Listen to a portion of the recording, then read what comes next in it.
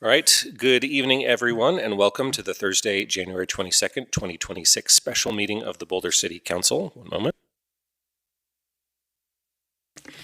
Pardon me. I'm so excited to be here. Okay, so we have one announcement, which is about 2026 boards and commissions recruitment. If you're looking for an opportunity to get involved, this is a great one. The 2026 boards and commissions recruitment period is now open until midnight on January 25th. Find board and commission descriptions, vacancies, and the application to apply online at bouldercolorado.gov/government/boards-and-commissions. Virtual interviews of applicants will be held from February 2nd through the 13th. Appointed members can participate in person or virtually for hybrid meetings, and members also receive a free RTD EcoPass to enjoy unlimited rides on RTD trains and buses. Please contact the City Clerk's Office at bouldercolorado.gov or call 303-441-3008 with any questions you may have. And with that, I will go ahead and call us to order and ask for a roll call, please, Alicia. Yes, sir. Thank you. Good evening, everyone, and thank you for joining us. I'll start tonight's roll call, as usual, with Councilmember Adams. Present. Benjamin. Present. Mayor Brockett. Present. Councilmember Kaplan. Present. Marquis. Here. Schuhart. Here. Spear. Here. Wallach. Here. And Mayor Pro Tem Weiner. Present. Mayor, we have our quorum. Very good. So next we'll have our declaration item 2A, the declaration commemorating International Holocaust Remembrance Day, to be presented by Mayor Pro Tem Weiner. Should I sit or stand? Do we have someone receiving the declaration? I'm receiving for myself. Why don't you go ahead and stand? No? Okay. Read it from your desk then. International Holocaust Remembrance Day, January 27th, 2026. The Holocaust was a state-sponsored, systematic persecution and annihilation of European Jewry by Nazi Germany and its collaborators between 1933 and 1945. Jews were the primary victims. 6 million Jews, including, by the way, about 1.5 million children, were murdered. Roma, people with disabilities, and Poles were also targeted for racial, ethnic, and national reasons. Millions more, including queer people, Jehovah's Witnesses, Soviet prisoners of war, and political dissidents, also suffered grievous oppression and death under Nazi tyranny. International Holocaust Remembrance Day is held on January 27th of each year, the anniversary of the liberation of the Auschwitz death camp. It is a day for the world to pause and remember the millions of people who were murdered or whose lives were forever changed. The City of Boulder joins with all those whose lives were affected by the Holocaust. We remember their strength, courage, and bravery, and will continuously work to make sure their stories are remembered. While this period of dark history is over, anti-Semitism still plagues our society, fueling the same hatred and violence that charged World War II. As a city, we condemn anti-Semitism, hatred, and bigotry in all its forms. We pledge to call out this prejudice in solidarity with our Jewish community members. Such intolerance jeopardizes the well-being of us all. We, the City Council of the City of Boulder, Colorado, declare January 27th, 2026 as International Holocaust Remembrance Day. Signed by Aaron Brockett, Mayor. Thank you so much for that, Tara. All right, now we will go to our consent agenda, please, Alicia. Yes, sir. Thank you. Our consent agenda is item number 3 on tonight's agenda, and it consists of items 3A through 3G. Any questions or comments on the consent agenda? Okay, Ryan and then Mark. Just a quick comment on item G. That's the letter to Excel. I just wanted to thank council for taking this up, this item to explain to Excel and the community our expectations going forward as we decided to not take the offer up in 2025. I think staff and a number of community members who helped us to develop the letter, and I'm looking forward to the next step of talking with Excel about it. Thank you. Thanks, Ryan. Mark? I also want to comment on that item.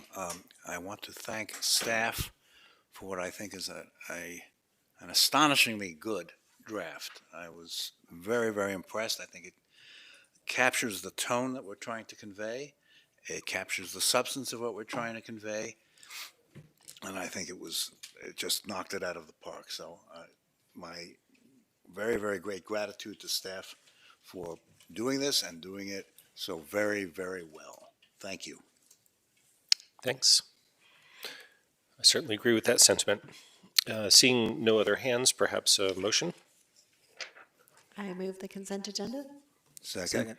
We have a motion and a second. Can we have a roll call, please, Alicia? Yes, sir. We'll start the roll call with the consent agenda items 3A through 3G with Councilmember Kaplan. Here. Yes. Yes. Marquis, Yes. Shuhar, Yes. Spear, Yes.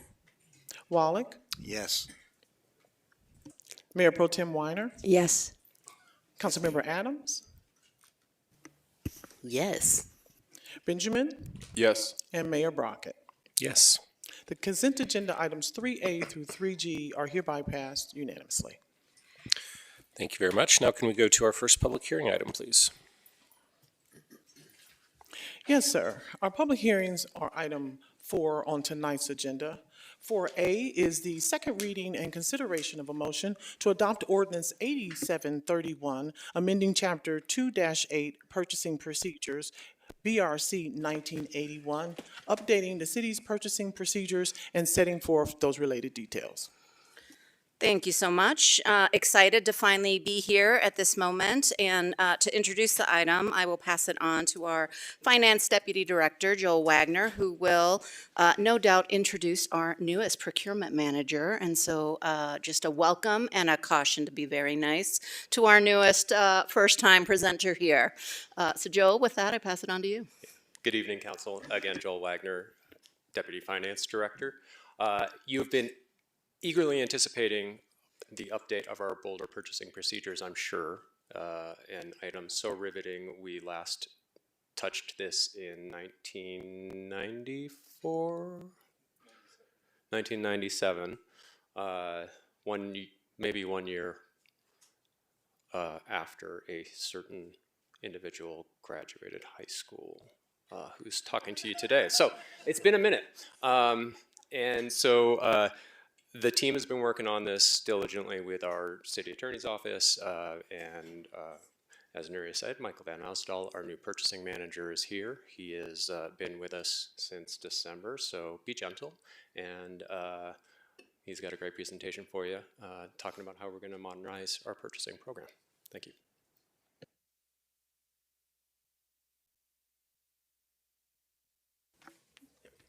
Good evening, Council. Thank you for your time today. Gotta get right into it. Thank you for your time today. My name is Michael Van Osdal, the City of Boulder's Purchasing Manager. I'm joined today by Andy Frohart from the City Attorney's Office. Today we'll be discussing updates to modernize the City of Boulder's purchasing policies.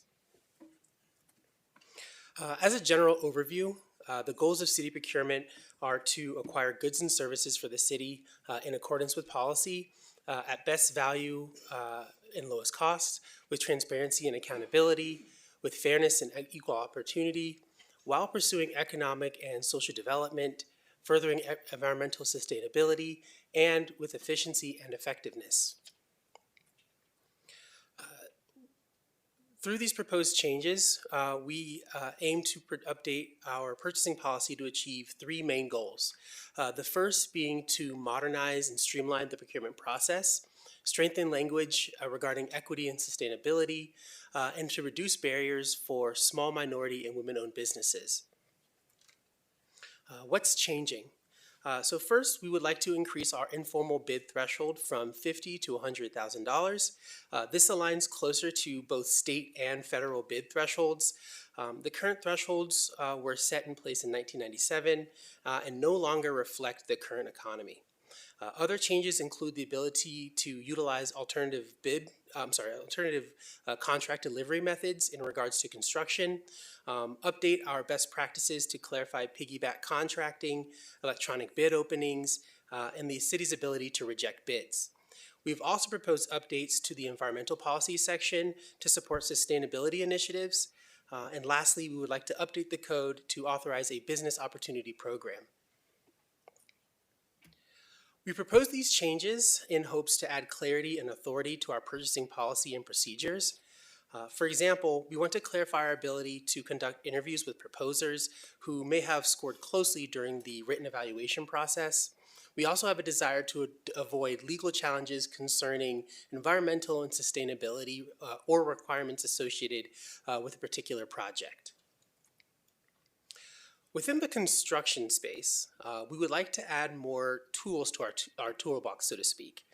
Traditional construction contracting is a design, bid, build method, meaning design is completed before going to bid, and the lowest price vendor is then selected. Our proposed changes would allow the use of these alternative methods with an aim to increase flexibility in the efficiency, collaboration, aim to increase flexibility in our design approach to improve cost controls, schedule efficiency, collaboration, and risk allocation. For complex projects, alternative delivery methods can streamline work, reduce the number of change orders to complete that work, and ultimately shift design risks to contractors. These delivery methods are becoming more common in the construction industry and will help departments deliver better value to the city and its residents. We have come to these proposed changes to better align with the city's SARE framework regarding environmental sustainability and responsibly governed city. The revised purchasing policies reflect priorities for historically excluded businesses and sustainably sourced materials. And lastly, to bolster economic vitality by making it easier for local businesses to work with the city. The motion to adopt Ordinance 8731, amending Chapters 2-8 of the Purchasing Procedures of the Boulder Revised Code, 1981, updating the city's purchasing procedures and set forth related details. Questions? Thanks so much for that. That was a fantastic first ever presentation to City Council. Informative, brisk, and efficient. I love it. Thank you and welcome. Any questions for city staff on this? Tina. Yeah, I just have a quick question. It talks about small minority and women owned businesses. Does it also apply to medium and large women and minority owned businesses? I know that's kind of a weird question, but yeah, we do have a focus on the small business aspect, but our business opportunity program can be utilized for really any size business. Okay. But our original focus would be on the small businesses. Okay, thanks so much. Any other questions? Seeing none, let's go to our public hearing. We have one person signed up to speak, which means that they will have 3 minutes to speak, and that person is Lynn Siegel. I've only said that name 1,000 times over the years. Lynn Siegel, Sir, do you? who's joining us virtually. The public participation guidelines? Yes. At all? Oh, I guess even Lynn it'd be good for her to hear, all of us to hear those over again. Yes, please, thank you. All right, thank you. Thanks for Sorry, the Lynn, reminder. I'll be done in just a quick second. Good evening, everyone, again, and thank you for your participation in tonight's council meeting. We ask that you abide by the rules of decorum found in the Boulder Revised Code, including participants are required to sign up to speak using the name they are commonly known by. Individuals must display their whole name before being allowed to speak online. Only audio testimony is permitted during open comment, which we're not having tonight, my apologies. And no attendee shall disrupt, disturb, or otherwise impede the orderly conduct of any council meeting in a manner that obstructs the business of the meeting. This also includes failing to obey any lawful order of the presiding officer to leave the meeting room or refrain from addressing the council. All remarks and testimony shall be limited to matters related to city business. No participant shall make threats or use other forms of intimidation against any person. And lastly, obscenity, other epithets based on race, gender, or religion, and other speech and behavior that will disrupt or otherwise impede the meeting will not be tolerated. Thank you again for joining us, and thank you for listening. Thank you, Alicia. And now we'll go to Lynn Siegel for her testimony. Sorry, I thought that was before. I'm trying to dual attend a thing at the Tridents. No, it sounds like the purchasing practices are pretty good. However, there's one purchasing practice that we do need to engage in or engage against, and that is we need to divest of Israel. And that's the most important one. That's not the subject. And with all due appreciation to Holocaust Awareness Month, there needs to be one for Palestine. And meanwhile, I approve of your presentation for how the way purchasing is going with the city. It sounds like they're being discretionary about, what we buy, because our budget is in big trouble right now. So I support what they're doing, but we need to divest from Israel. We really need to divest from Israel. That's off topic. Bye. Bye. All right, brings our public hearing to a close. So we'll come back to City Council to see if there are any follow-up questions or comments on the matter in front of us. Nicole? Just had a quick comment. I know this has been a work in progress for quite some time, and it's something that the finance team has been working on pretty substantially to think about how we can do this. And I just really appreciate coming up with a set of policies that aligns a little bit more with not only current times, but also a lot of our goals and values as a community. So thank you so much for all your work on it. Taisha? Yeah, no, I absolutely concur and am grateful for these changes. Areas, though, that I'm especially interested in, though, is just the reporting and tracking to make sure that these changes actually yield to the outcomes that we want. So, for example, environmental sustainability, right? Where is that connected to? Something that we are looking at. Like, it's great to have policy updates, but just measuring impact is the part that's not clear to me in these changes. And then lastly, I would just love us to consider the language climate benefit. And I know that this is something I've brought up, and I'm not alone. It was from the book club, What If We Get It Right? And it was all about climate solutions. And one of those was just even how we talk about it. And when we say, environmental sustainability, what does that really mean? There's no real metrics of success because we haven't determined what sustainable means. But when we say climate benefit, that's different, right? How does this choice, how does this purchase, how does this thing benefit our habitat, benefit our water quality, benefit our grid, benefit? I just think the nature of that language really changes the nature of the conversation and moves us forward as opposed to leaning into language that we all can't agree on. Thank you. Thanks. Mark? Is the $100,000 limit a common limit for cities of our size? And is it the right number for Boulder? Do we need more? Less? How did we come to this? Excuse me. The $100,000 limit is common within the cities of our size. The current state threshold for formal bids is $150,000, and the federal threshold being $350,000. So this just sort of closes that gap, that difference in pricing. Okay. Thank you. I'll just add too, Boulder County has gone to 100,000 as well, so similar. Thank you both. Brian? I concur. This is a great step and a wonderful presentation. I'm just curious.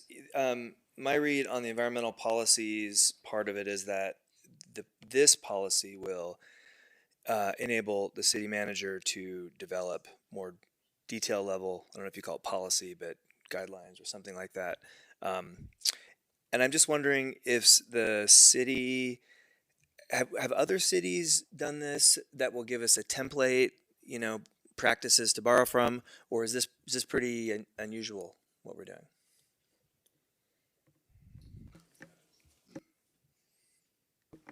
And again, Assistant City Attorney Andy Frohart.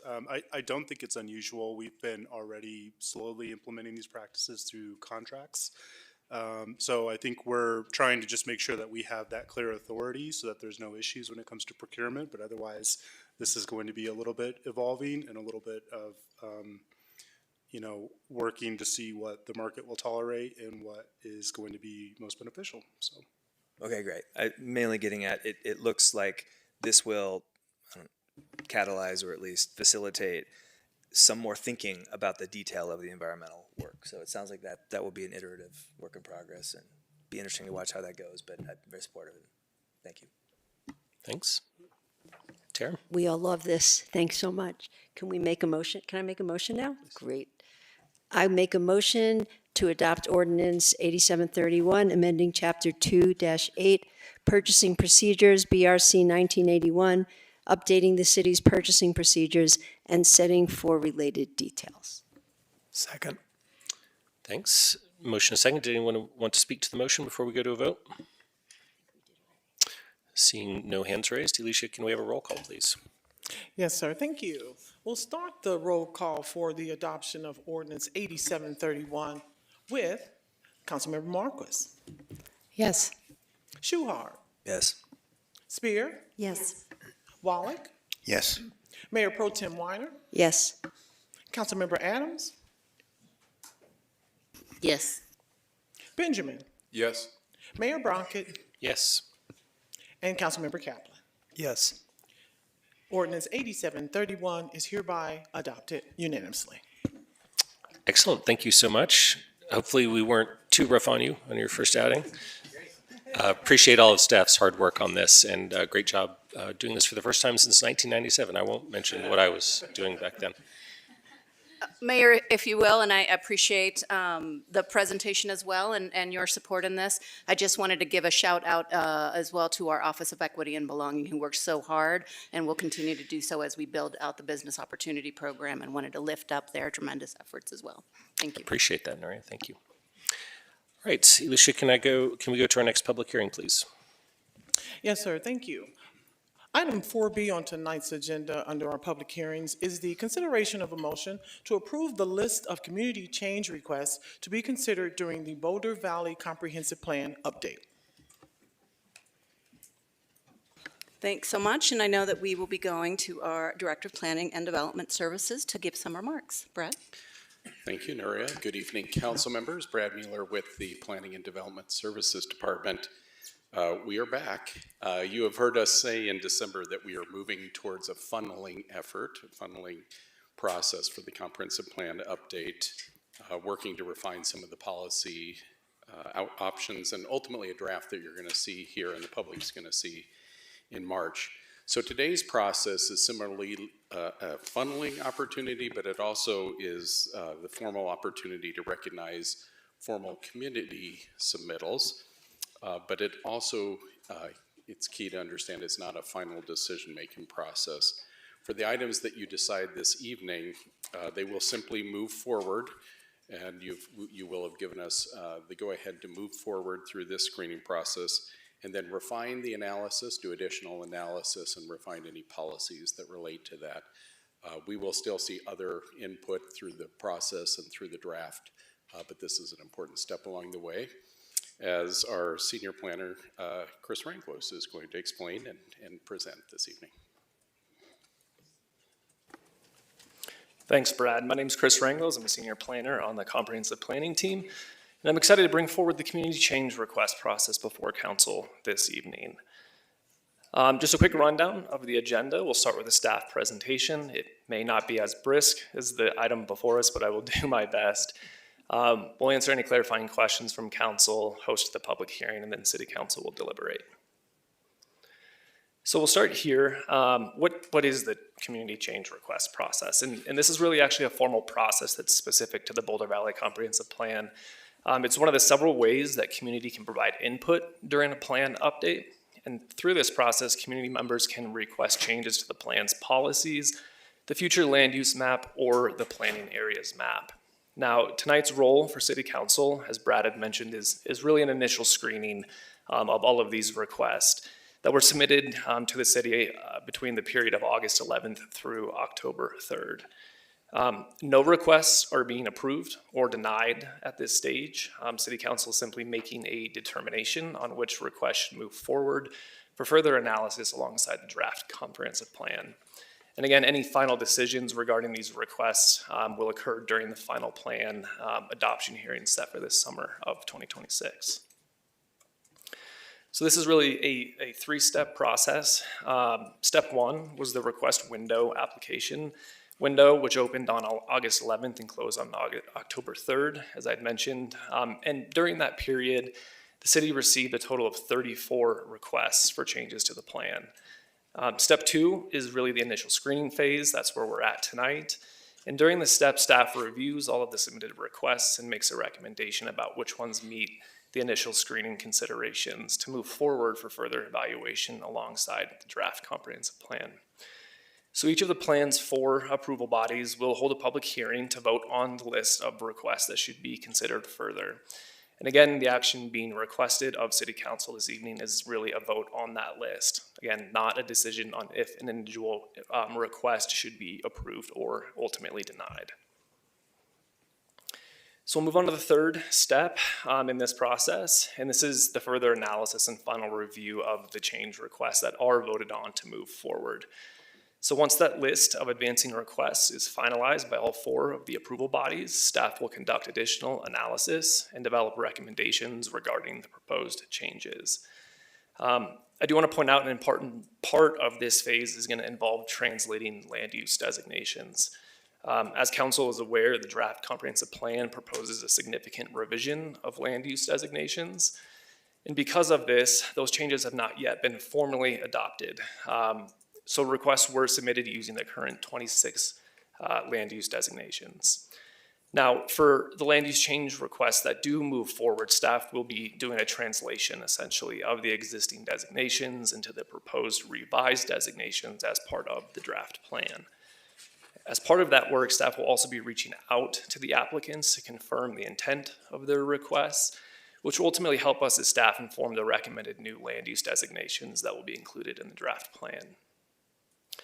The draft plan, including these translated requests, is scheduled for public release on March 2nd, and community members will have additional opportunities to provide input on those requests that do advance, and revisions may be made based on that feedback. Final approval or denial of those changes will occur during the plan adoption hearings this summer.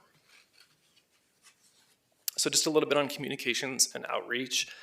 Information about this process and the request window was shared with the community by a citywide press release and the July 2025 Planning and Development Services newsletter.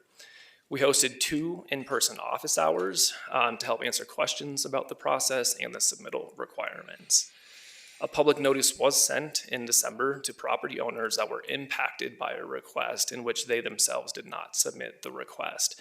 And this was really to ensure that they were aware of the proposed changes and the upcoming public hearing opportunities. Staff also developed an online map displaying all of the submitted requests, which was made available in December.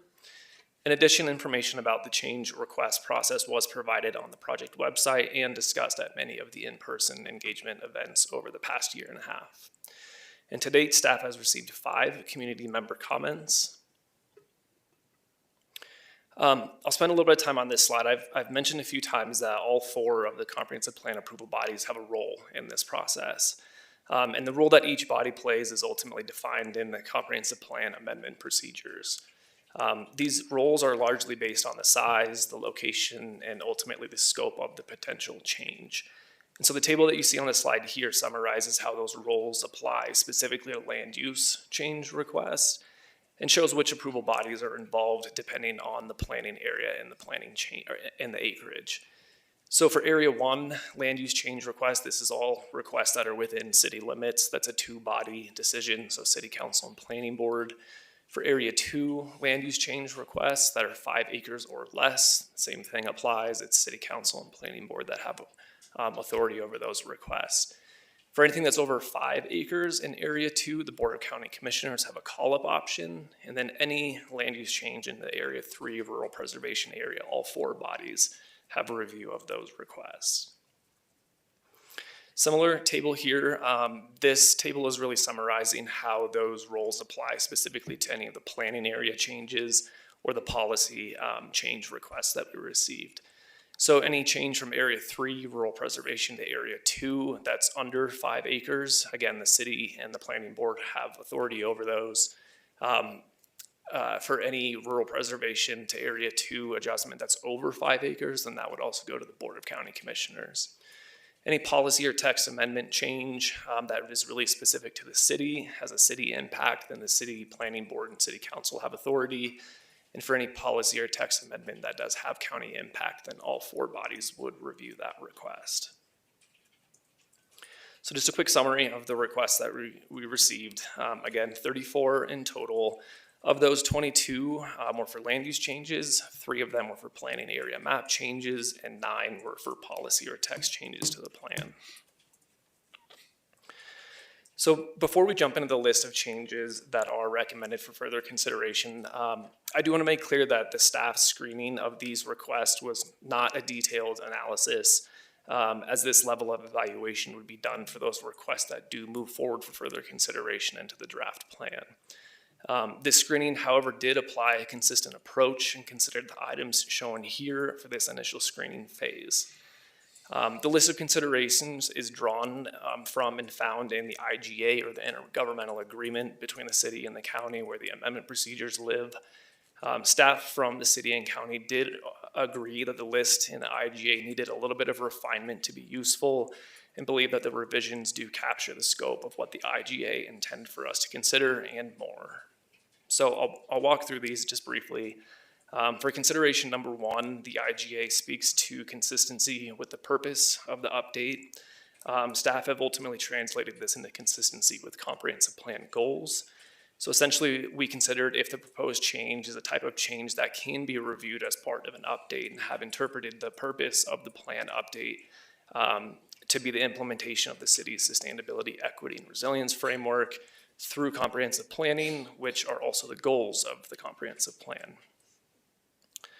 For consideration number 2, this refers to if a proposal is at an appropriate level for a comprehensive plan, which is intended to be an aspirational and policy level document, not a document where specific tasks, programs, funding, or projects are described or created.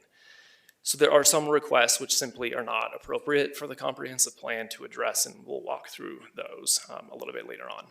But this fine-tunes the consideration of number 1 by looking at whether a proposed change is within the policy level scope of the comprehensive plan.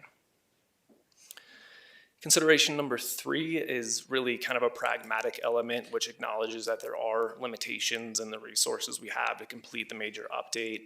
The IGA speaks to this by considering if the city and county have available resources to evaluate the proposed change, such as city and county staffing and budgeting priorities. And this has ultimately been translated to criteria number 3, which is capacity for timely analysis.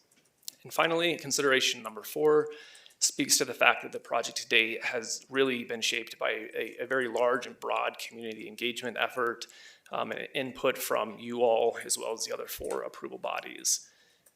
Staff believes that a change request from an individual to be considered further, it really should generally align with the policy direction of this update.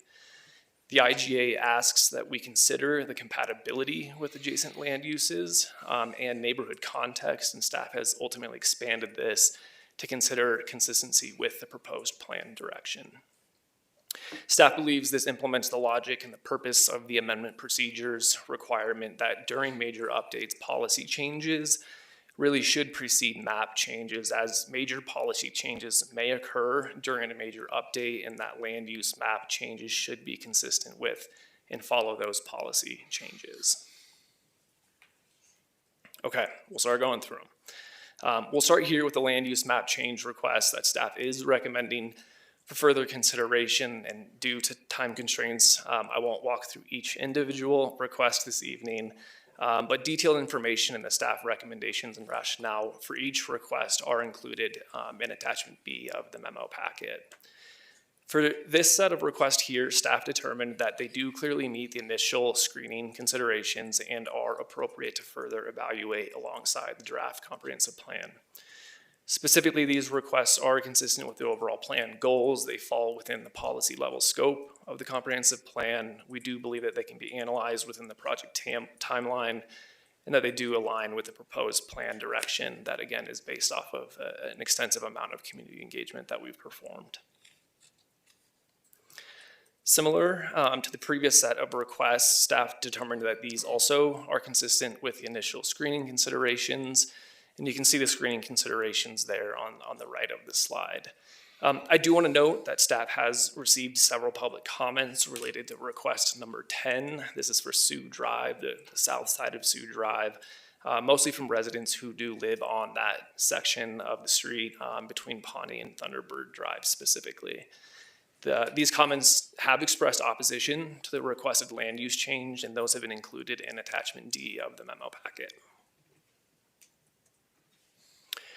So the final set of land use change requests that staff is recommending for further consideration are shown here.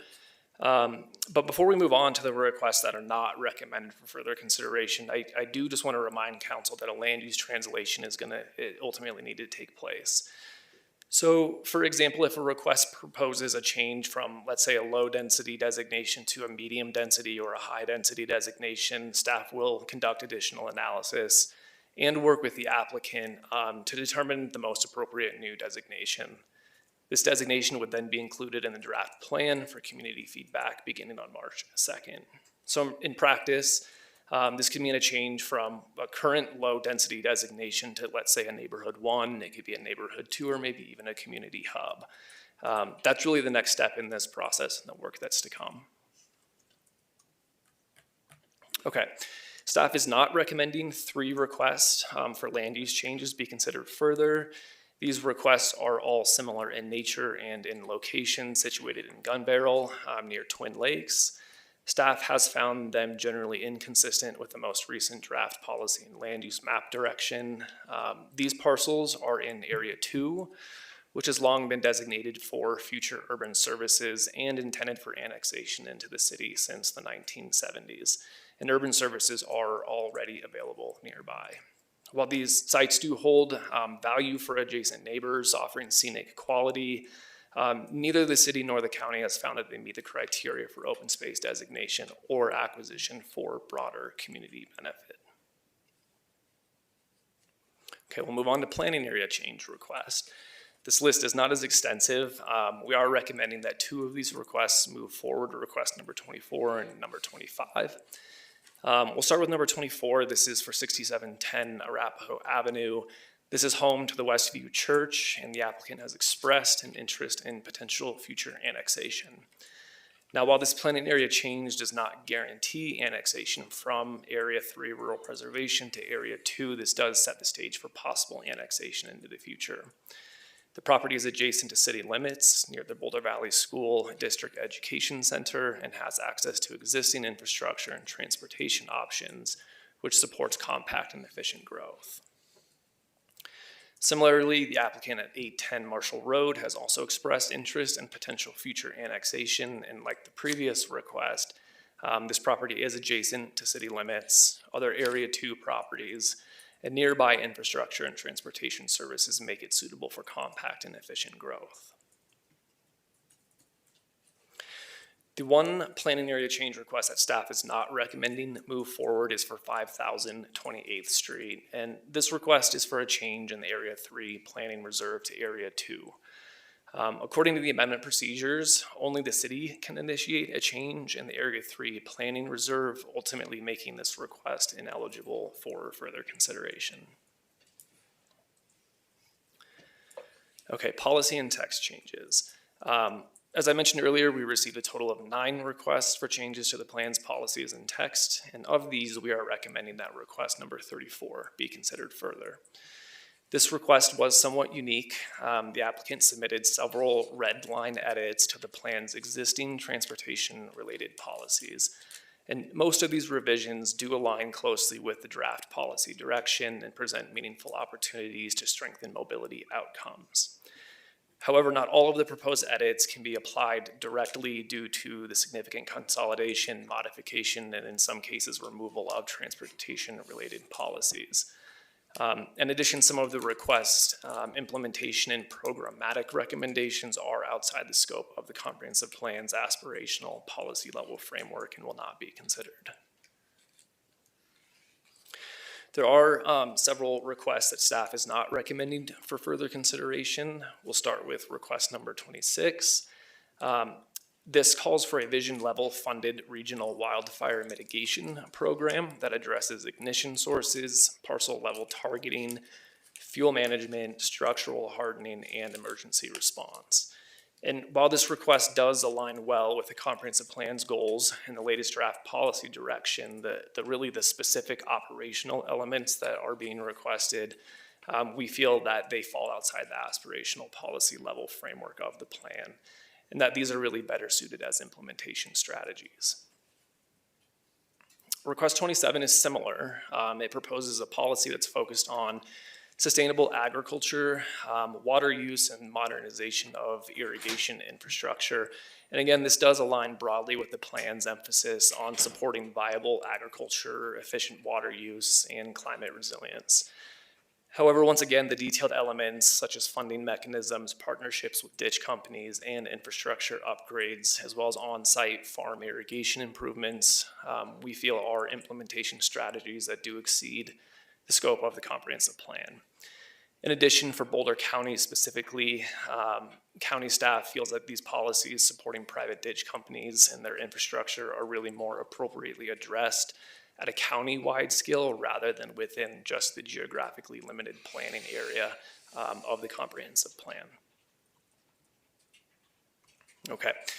Request 28 is also not recommended as it proposes changes to the amendment procedures. These procedures are contained in the intergovernmental agreement between the city and the county, and while they are included in the comprehensive plan really for reference, are not formally a part of the comprehensive plan itself. So as such, the community change request process cannot directly modify these procedures. Request 29 aims to address the allowance of conditional uses in existing buildings. These regulations are governed by the Boulder Revised Code and not the comprehensive plan, which provides high-level policy guidance and land use designations. Conditional uses or detailed zoning allowances would require a code amendment following the city's formal code amendment process. Thus, this request is also ineligible to proceed. Request number 30 is also not recommended, as annexation into the city of Boulder already requires property owner initiation through a property owner petition. Further, under state law, the city cannot forcibly annex an Area 2 property. And while the comprehensive plan does already reflect this principle, staff does recognize that this could be clarified in the draft plan. The request also aims to establish that rural character should be maintained in Area 2. The comprehensive plan does not anticipate rural character preservation in Area 2, as these lands are already developed largely at a suburban scale. Lands that are intended for long-term rural preservation are specifically designated as Area 3 rural preservation. Request 31 aims to clarify that providing community benefit does not automatically allow additional building height. The Boulder Revised Code already ensures that decisions about additional height are evaluated through site-specific review processes, which consider aesthetics, view protection, and community input. Because these protections are already in place within the Boulder Revised Code, this request is not recommended for further consideration. Request 32 proposes that any future annexation of Gun Barrel be initiated by the residents and removes policy language about the city and county supporting eventual annexation. Gun Barrel contains major employment centers and is already adjacent to city-served infrastructure. The city and county continue to support the long-term aspirational guidance for eventual annexation of Gun Barrel, while any annexation would remain voluntary and have to be initiated by the property owners, not the city. Finally, request number 33 seeks to revise land use map designations for accuracy, in particular the current open space designations. And staff does not recommend this request as the draft future land use map does consolidate the 3 open space designations into 1 open space designation. And because these classifications are not being carried forward, the request is no longer applicable. Additionally, improvements to the map's accuracy and legibility, including color updates, are already being addressed in the draft future land use map drafting. So this is really the summary of the request. This is the list here that staff is recommending for to be considered further as part of the draft comprehensive plan. And I will point out that City Council does have the option to add or remove from this list. I do just want to point out, I briefly mentioned a few times in the presentation that there are some ineligible requests. So the change from the Area 3 planning reserve to Area 2 is ineligible to proceed. Revisions to the amendment procedures that are found within the IGA are also ineligible to proceed. Then any revisions to the Boulder revised code as expressed in request 29 is also ineligible to proceed. Okay, next steps. The remaining public hearings to finalize the list of change requests have taken place this week and will conclude next week. The planning board held their public hearing on Tuesday and took action on the request list, and the Boulder County Planning Commission reviewed yesterday on all of the relevant county requests. And then finally, the Board of County Commissioners will review relevant requests to them next Tuesday on January 27th. And once this list is finalized, through these public hearings, city and county staff will begin further evaluation of the selected requests for inclusion in the draft comprehensive plan. As I mentioned earlier, the draft plan will be released soon for public review on March 2nd and remain open through April 6th. All of the change requests that are included in the draft plan will be specifically highlighted for community feedback. That staff will then be making revisions based on that feedback before integrating them into the final recommended plan, which again is scheduled for adoption in the summer of 2026. So with that, these are the 3 action options that City Council has before you. You can approve the motion language that has been drafted. If you want to add or remove any of the change requests from the list that we have recommended, you would need to define and adopt a modified motion. Or you can refer the item back to staff. I do also just want to point out the other actions that have been taken by the other approval bodies to this point. On Tuesday, the City Planning Board held their public hearing and did approve the list of change requests to be considered further with the addition of request number 26 and number 27. The County Planning Commission followed suit. They also recommended the same list to be considered further with the addition of request number 26 and number 27. Here's the draft motion language before council this evening. It is to approve the list of community change requests recommended by staff for further consideration as part of the Boulder Valley Comprehensive Plan update, including evaluating these requests for potential incorporation into the draft comprehensive plan. And with that, I will throw it back to the mayor and happy to answer any clarifying questions. Thanks so much, Chris. Well, it was not as short as the last one, but you had a lot to present. So thank you for that very informative, detailed presentation. That's very helpful. Questions for city staff? Mark and then Rob. We have 3 separate requests with respect to 1343 Iris. Why 3, and why do you recommend that each of them be carried forward? So we have 3 separate requests for the ball fields. One of those requests, request number 1, is coming specifically from Boulder County. The other 2 requests that you see before you are requests that were just submitted by community members. We feel that we should consider all 3 requests. Ultimately, the decisions about what land use designation that we recommend and will include in the draft plan will be included in the draft plan a little bit later on here on March 2nd, but we'll be doing an analysis on that parcel as well as other parcels recommended and voted on to proceed through the change request process. Okay, thank you. I got Rob, then Ryan, then Taisha, then Matt. Thank you, Mayor. And thank you, Chris. My question is, there was a lot of talk about the Sioux Drive, and not specifically about that, but more conceptually, the number 4, the consistency with the proposed plan. It seems like we talk a lot about changing density and middle income housing. Will this create an opportunity to lead to implementation tools where rather than just changing the zoning from low, we've got 9 of them that I counted, from low to medium or medium to high, will this give us an opportunity to actually say this is what we would like on this piece of land versus just changing it and then we get the same thing we've been getting?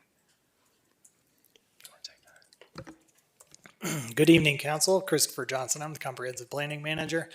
Thank you for the question, Council Member.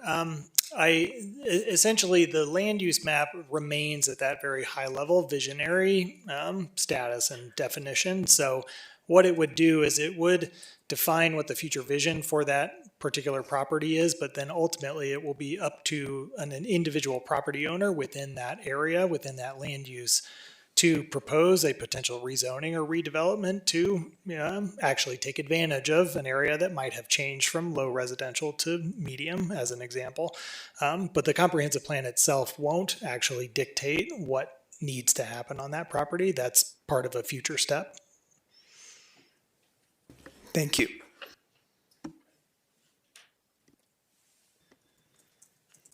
Thank you, and well done going through all of this so methodically and quickly. I have a question about items 26 and 27, dealing with wildfire and water delivery. I heard the recommendation is not to move forward on both of those, and I heard the reasoning was I think in different ways around the theme of they go beyond the scope of what the BVCP update would normally do or does. But they also, each of those to me, I'm kind of also feeling like there's an essence in those that maybe is worth our consideration on wildfire and water delivery. And I'm wondering if you can maybe just one at a time talk about the staff current thinking on the extent to which wildfire issues, orientation, thinking is recommended to be in the update. Yeah, I think when the draft plan gets released here in March, you'll see both of these policies ultimately reflected. You may not see the specific implementation programmatic items that have been situated within the request. We are trying to keep the comprehensive plan at a very aspirational level and remove some of the detail that is within the current existing comprehensive plan. But within the drafting of the policies, both wildfire mitigation as well as ag water delivery, we do have policies drafted around both of those topics specifically. So again, I think you'll see both of those within the draft policies when it's released on March 2nd. Super, thank you. Taisha, and then Matt, and then Nicole. Actually, my question just got asked by Ryan regarding the agriculture. Great, Matt. I'm going to sync on to that line of inquiry a little more. So I appreciate that this is somewhat at a more visionary level going to be folded into the comp plan, but where's the appropriate place for us to actually get to some of those nuts and bolts that are being recommended? Because it's great to have the vision, but I think there is a clamoring for some of that specificity to get baked in somewhere. So where and when is that appropriate? Yeah, that's a great question, Councilmember Benjamin. There's a lot of tools at our disposal, a lot of planning tools. We've already initiated several code updates, the Wildland Urban Interface Code Update. So there could be future code updates that ultimately would address some of these implementation strategies that have been proposed. There could be options within the citywide strategic plan, I think, for both of these topics to be addressed, as well as within department-specific plans. Those really are the tools, the implementation tools of the comprehensive plan. Ultimately, I think you could see some of these trickle all the way down to the capital improvements program as well. Again, those are all really sort of the implementation tools that we have to meet the vision that is expressed within the comprehensive plan. I appreciate that. And maybe just sort of a follow-up. given that the part of the reasons why they didn't meet the check were limitations we imposed on the comp plan process ourselves, not a lack of quality or thoughtfulness of the recommendations at hand. And so I'm just sort of curious if we need to come back and ask for those to be implemented, or by sort of the conversation here, knowing there's interest that those details will get flushed out and we have confidence that it will, or do we need to flag that and say, oh, let's do that at a later date? So I just want to know, where's the initiative, and is it on us, or have you guys flagged it to say, yeah, we'll get this done when we get to those issues at an appropriate timeline? I would say the latter is probably the case here. Okay, appreciate that. Thank you. I'm going to keep going with the same line. On 26 and 27 specifically, would keeping the vision level policy directions in the more of the vision level part of the BVCP give us more flexibility in how we respond to wildfire and water issues in the future? Just with how quickly our climate is changing, one of the things that I'm most sensitive to at this moment is how baking in a sense of the kinds of things we're going to need to face, but with enough flexibility and adaptability to respond to them in the future is actually a benefit. So I'm wondering if this boxes in future implementation details with the 2026 picture of how these threats are existing. If we see that playing out in the future, that there may be situations we can't even imagine yet where we have these larger goals, but we need to implement them slightly differently. Yeah, I don't think it does box us in. Again, you'll see both of these topics reflected at the appropriate high-level visionary nature that is the comprehensive plan. Following the approval of the comprehensive plan, our staff will be doing a lot of work to take a look at all of the policies and then really kind of get into the hard work, right? And that's finding ways to implement the vision and the specific policies that are mentioned. So no, I don't think it blocks us in. I think it will ultimately lead to us ensuring that these items are implemented in one way or another through many of the different planning tools that I had mentioned. And sorry, I think I was a little unclear in my rambling question. What I was wondering about is the way that they're put forward with so many implementation details. Would that box us in the future if we were to sort of move this forward? Yeah, I'll jump in quickly. Thanks for that follow-up. So no, I don't think so, because part of what the next step would be if we carried these two, number 26 and 27 forward, would be to evaluate those against kind of the broader policies that we already have drafted within the comprehensive plan. We wouldn't necessarily take all of that information verbatim. And so I think what we would try to do as staff would be to really tease out the highest policy level goals of that and ensure that that is either already captured in policies we have drafted or potentially create a new one that would directly address some of those specific things.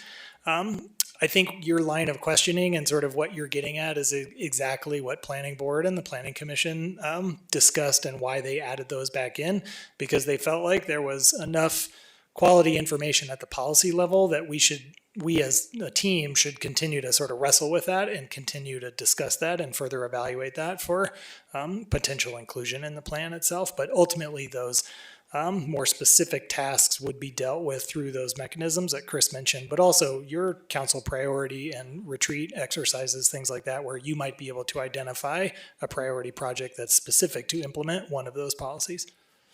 Great, thank you. So it sounds like this choosing to move it forward just gives you an opportunity to review and make sure that this is represented, that the policy issues are represented elsewhere. Thank you. Yep, that's right. All right, thanks for that. Not seeing any other hands raised, I will go ahead and get us started on the public hearing. We have 7 speakers. Everyone will have 3 minutes to speak. I will be strict about that time limit in the interest of fairness. And our first 3 speakers are David Foster in person, Margaret Lecomte in person, and then Mark Johnson virtually.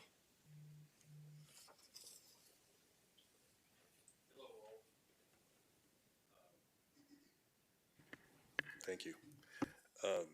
Change request number 10 on the south side of Sioux Drive, immediately across from Fraser Meadows Manor. Can you get in that mic, please? Am I still a little? Shall I start over? Yeah, but just get right into the mic when you speak. Change request number 10 on the south side of Sioux Drive, immediately across from Fraser Meadows Manor does not reflect the sentiments of the neighborhood. It appears to be part of an orchestrated plan to circumvent Boulder Municipal Code's prohibitions against, am I too close? Sudden changes in, quote, density, massing, or scale that are required by the luxury apartments additions proposed by the manor, presently under site review since last summer. The neighborhood adjacent to the manor is composed of very modest homes built in the late 1950s and early 60s. Footprints are about 1,500 square feet, mine smaller, and about 1 to 1.5 stories tall. The present apartment proposal is in perfect conflict with the code. It would create one of the longest, tallest single buildings in non-university Boulder. 1/4 mile long building, 55 feet tall with a setback of only 25 feet. The addition alone is 175,000 square feet. That's a Safeway building stacked 4 high. Planning staff strongly criticized the massing in their August review. The applicant's response was some flowery, adjective-rich prose, but no actual design changes. Are words more important than action in Boulder? Is there a hidden agenda? Of the 14 homes in the change requests, the manor has recently quietly acquired 4 of them, 4 of 14. Purpose and future is vague and contradictory. They are all poorly maintained rentals. It's a reasonable suspicion that the change request and the breathtaking audacity of the present apartment proposal, including privatizing a public street, believe it or not, is meant to drive us out of our homes at fire sale prices. Anecdotally, this wouldn't be the first case of a ruthless land baron attempting to forcibly acquire the holdings of nearby peasants. I would encourage the council to please help us save our modest homes from the predations of a parochial institution with near infinite resources, influences, and appetites. Thank you. Thank you. Now we have Margaret Lecomte, and then virtually we have Mark Johnson and Danielle Ong. Good evening, everyone. If you can pull the mic over. He's taller than I am. I'm Margaret Lecomte. I have lived at 290 Pawnee Drive on the corner of Sioux and Pawnee Drive for 34 years. I recently found out that back in the summer, a change request was filed for the block in which I have my house from low to medium density. It was made by an unknown person to me without my knowledge. Only last week did I find out that this person really doesn't live on my street. He owns a house on Sioux Drive, but he rents it out. I am dismayed that someone who never contacted anybody on the street has actually been able to submit a change request without ever contacting any of us and just literally springing it on us. Let me explain to you why I oppose any further consideration of land use change number 10 on Sioux Drive. The city's housing mantra for a long time has been that we need family-friendly, vibrant neighborhoods for the missing middle. Well, I live in such a neighborhood. And given my income, I'd be the missing middle if I hadn't bought my house 34 years ago. Then it was a fairly rundown rental that I have done a lot of work on.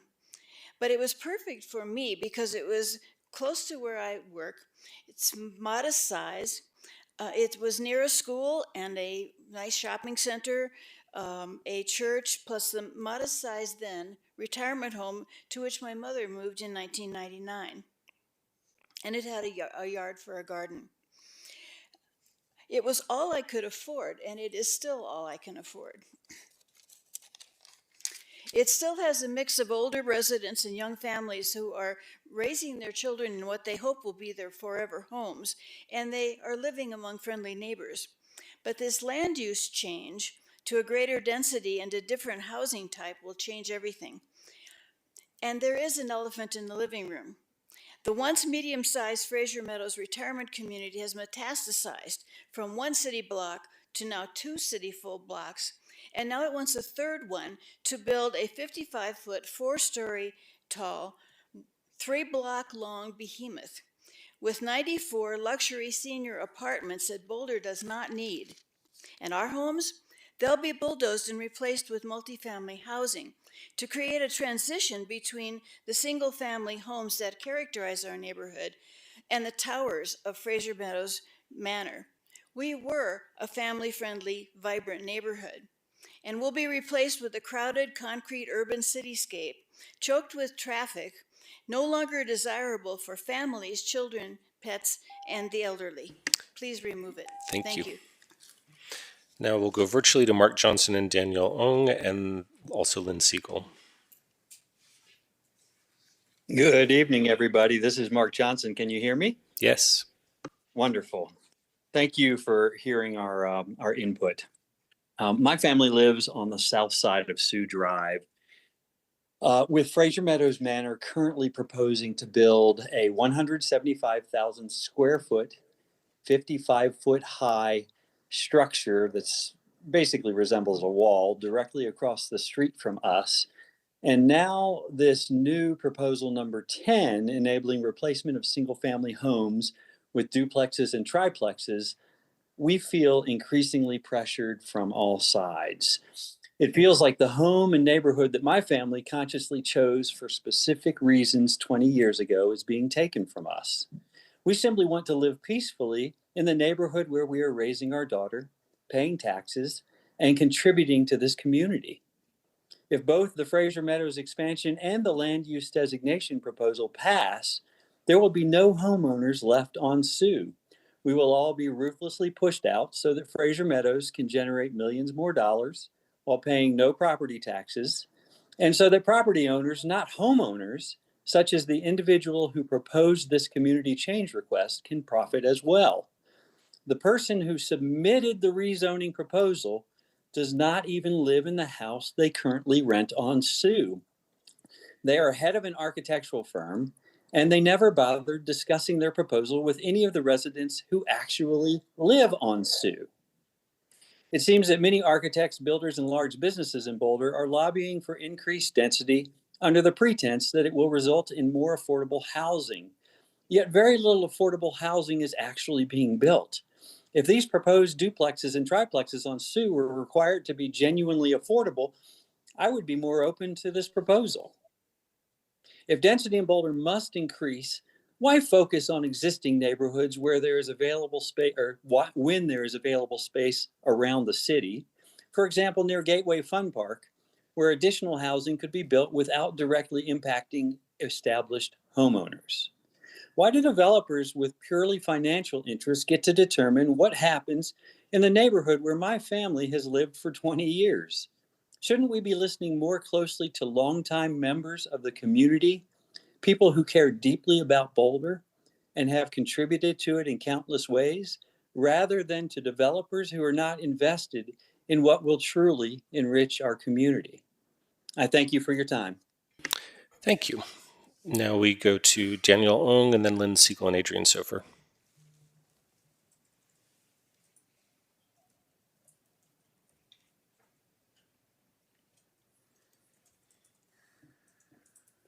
Sorry.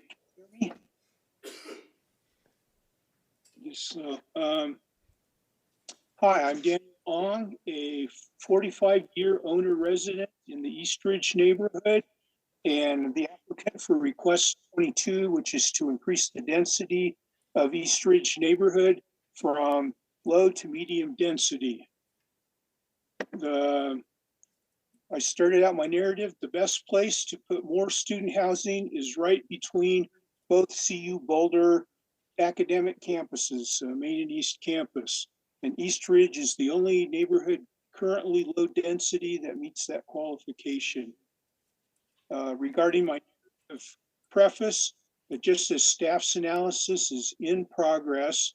My documentation of supermajority support for this redesignation is also in progress, but expected to be completed by the next deliberation. Out of the 40 properties in Eastridge, on Tuesday, I counted 29 rental licenses and 3 ADUs, plus myself and 3 other permanent residents that have supported this redesignation. So that's 36 out of 40 properties, or 90% supermajority support without formally polling all owners. I have been trying to get higher density allowed in Eastridge 25 years now, a quarter of a century. I've gone through this cycle several times.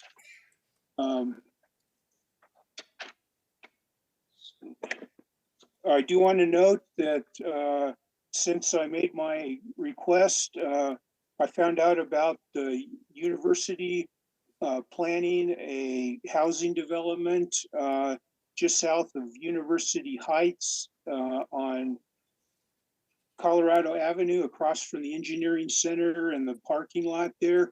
That is only 1 block to the west of our neighborhood, across 28th Street. Lisa Morzell, a former city council and planning board member, said when she was a student, she used to live in this neighborhood. She understands it, and that if any neighborhood in Boulder should have higher density, it is this neighborhood. We are the land bridge between Main and East campuses, and when this neighborhood started out, it was stood alone. In fact, I live where the farmhouse used to be, but CU's grown up around it, and we're surrounded by higher density. So I urge you to continue analysis of my request. Thank you.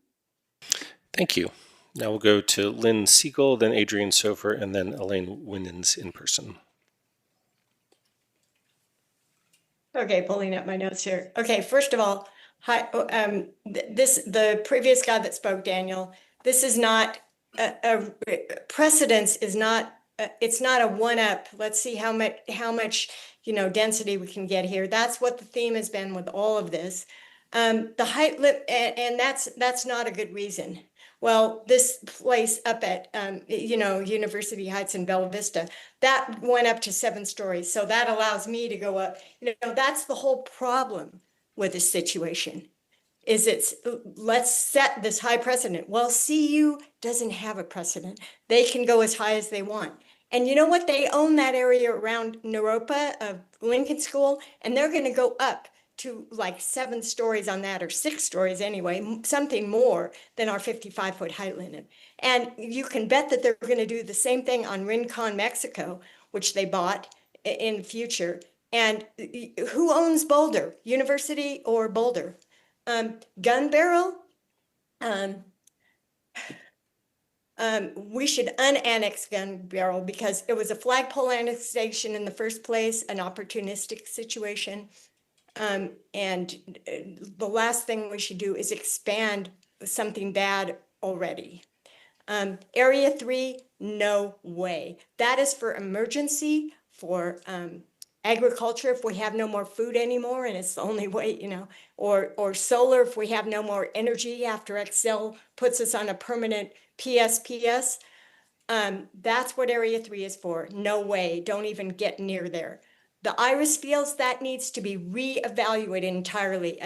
Two of the people that were doing it, John Kirkwood and the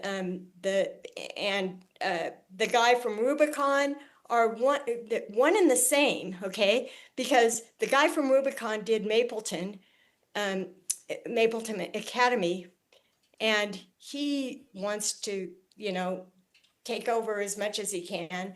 And then he's competing with John Kirkland, who did Marpa House, and illicitly went to the Buddhist community in Halifax, Nova Scotia, and made a deal with the neighbors. He snuck in and made a deal. This was Lisa Spalding's thing she was working on to save Marpa House with the neighbors so that the residents could buy it. And he outbid them because he was working for the guy in Halifax, the Buddhist community. No good. None of this shady stuff. We need a new proposition on the Iris Fields. It's corrupted from the start. As far as wildfire and climate change and having a broad vision, we need to have a strategic plan like the guys were talking about. Your That is time is up, but thank you for your testimony. Now we'll go to Adrian Sofer and then finish up with Elaine Winans. Thank you, council members. I presume you can hear me? Yes. Thank you. Firstly, let me say that in part I'm speaking for Donna Baisden, the executive director of Boulder Medical Center, who apologizes for not being able to address you herself, and she has a quarterly physician shareholder meeting and asked me to say a few things on her behalf. That since 1949, Boulder Medical Center has proudly served the Boulder community as a locally owned, independent, multi-specialty medical group, which is entirely owned by the practicing physicians and residents in that facility. There is no corporate funding allowing them to focus solely on serving the community's healthcare needs, and looks to in the future being continuing to able to do so. However, in the last 77 years, things have changed, and in essence, some of the change is related to the fact that it has been identified as being in the 100-year and the 500-year floodplain, and is significantly, by significantly I mean 8 to 10 feet below the floodplain protection elevation.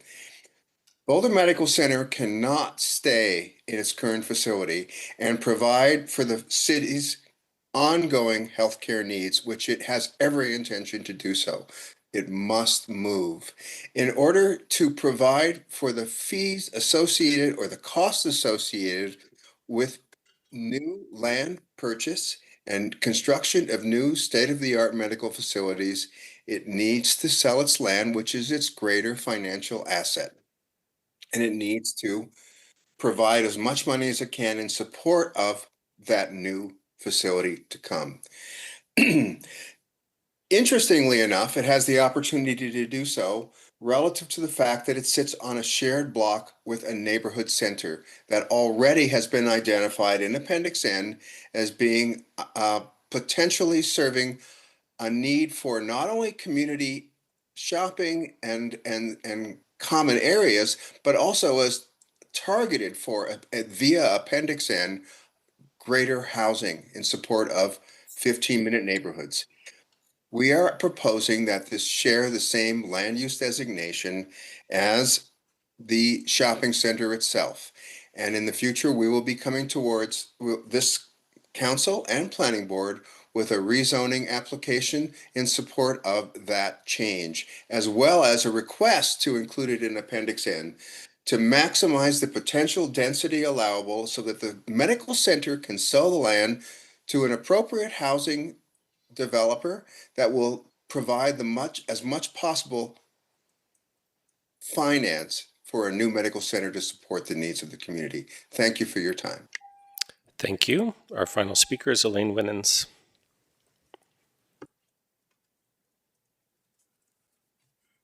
City Council members, thank you for the opportunity to speak. This is in regards to the land use change request number 10. My name is Elaine Winans. I live at 4950 Sioux Drive. I'm here to express serious concern about traffic, pedestrian safety, and access related to the possible future land use amendment on the south side of Sioux Drive. Sioux Drive is already one of only 3 main entry points into the Fraser Meadows neighborhood and is heavily used throughout the day. The intersection of Sioux Drive and Thunderbird, located very close to my home, is particularly constrained. An overpass bridge is located approximately 100 feet from the Thunderbird stop sign, creating a convergence of vehicles, pedestrians, cyclists, and school children in a very limited area. Sioux Drive serves as a key connection between two schools. Children who live west of this intersection must cross the bridge over Foothills Parkway directly across from our home, also a designated bike route B180. The bridge and surrounding area are used daily by pedestrians, including individuals using mobility aids as well as runners, dog walkers, families, and children riding bicycles. Activity is especially heavy before and after school. I have personally observed children riding down the bridge ramp and entering Sioux Drive without slowing or checking for traffic.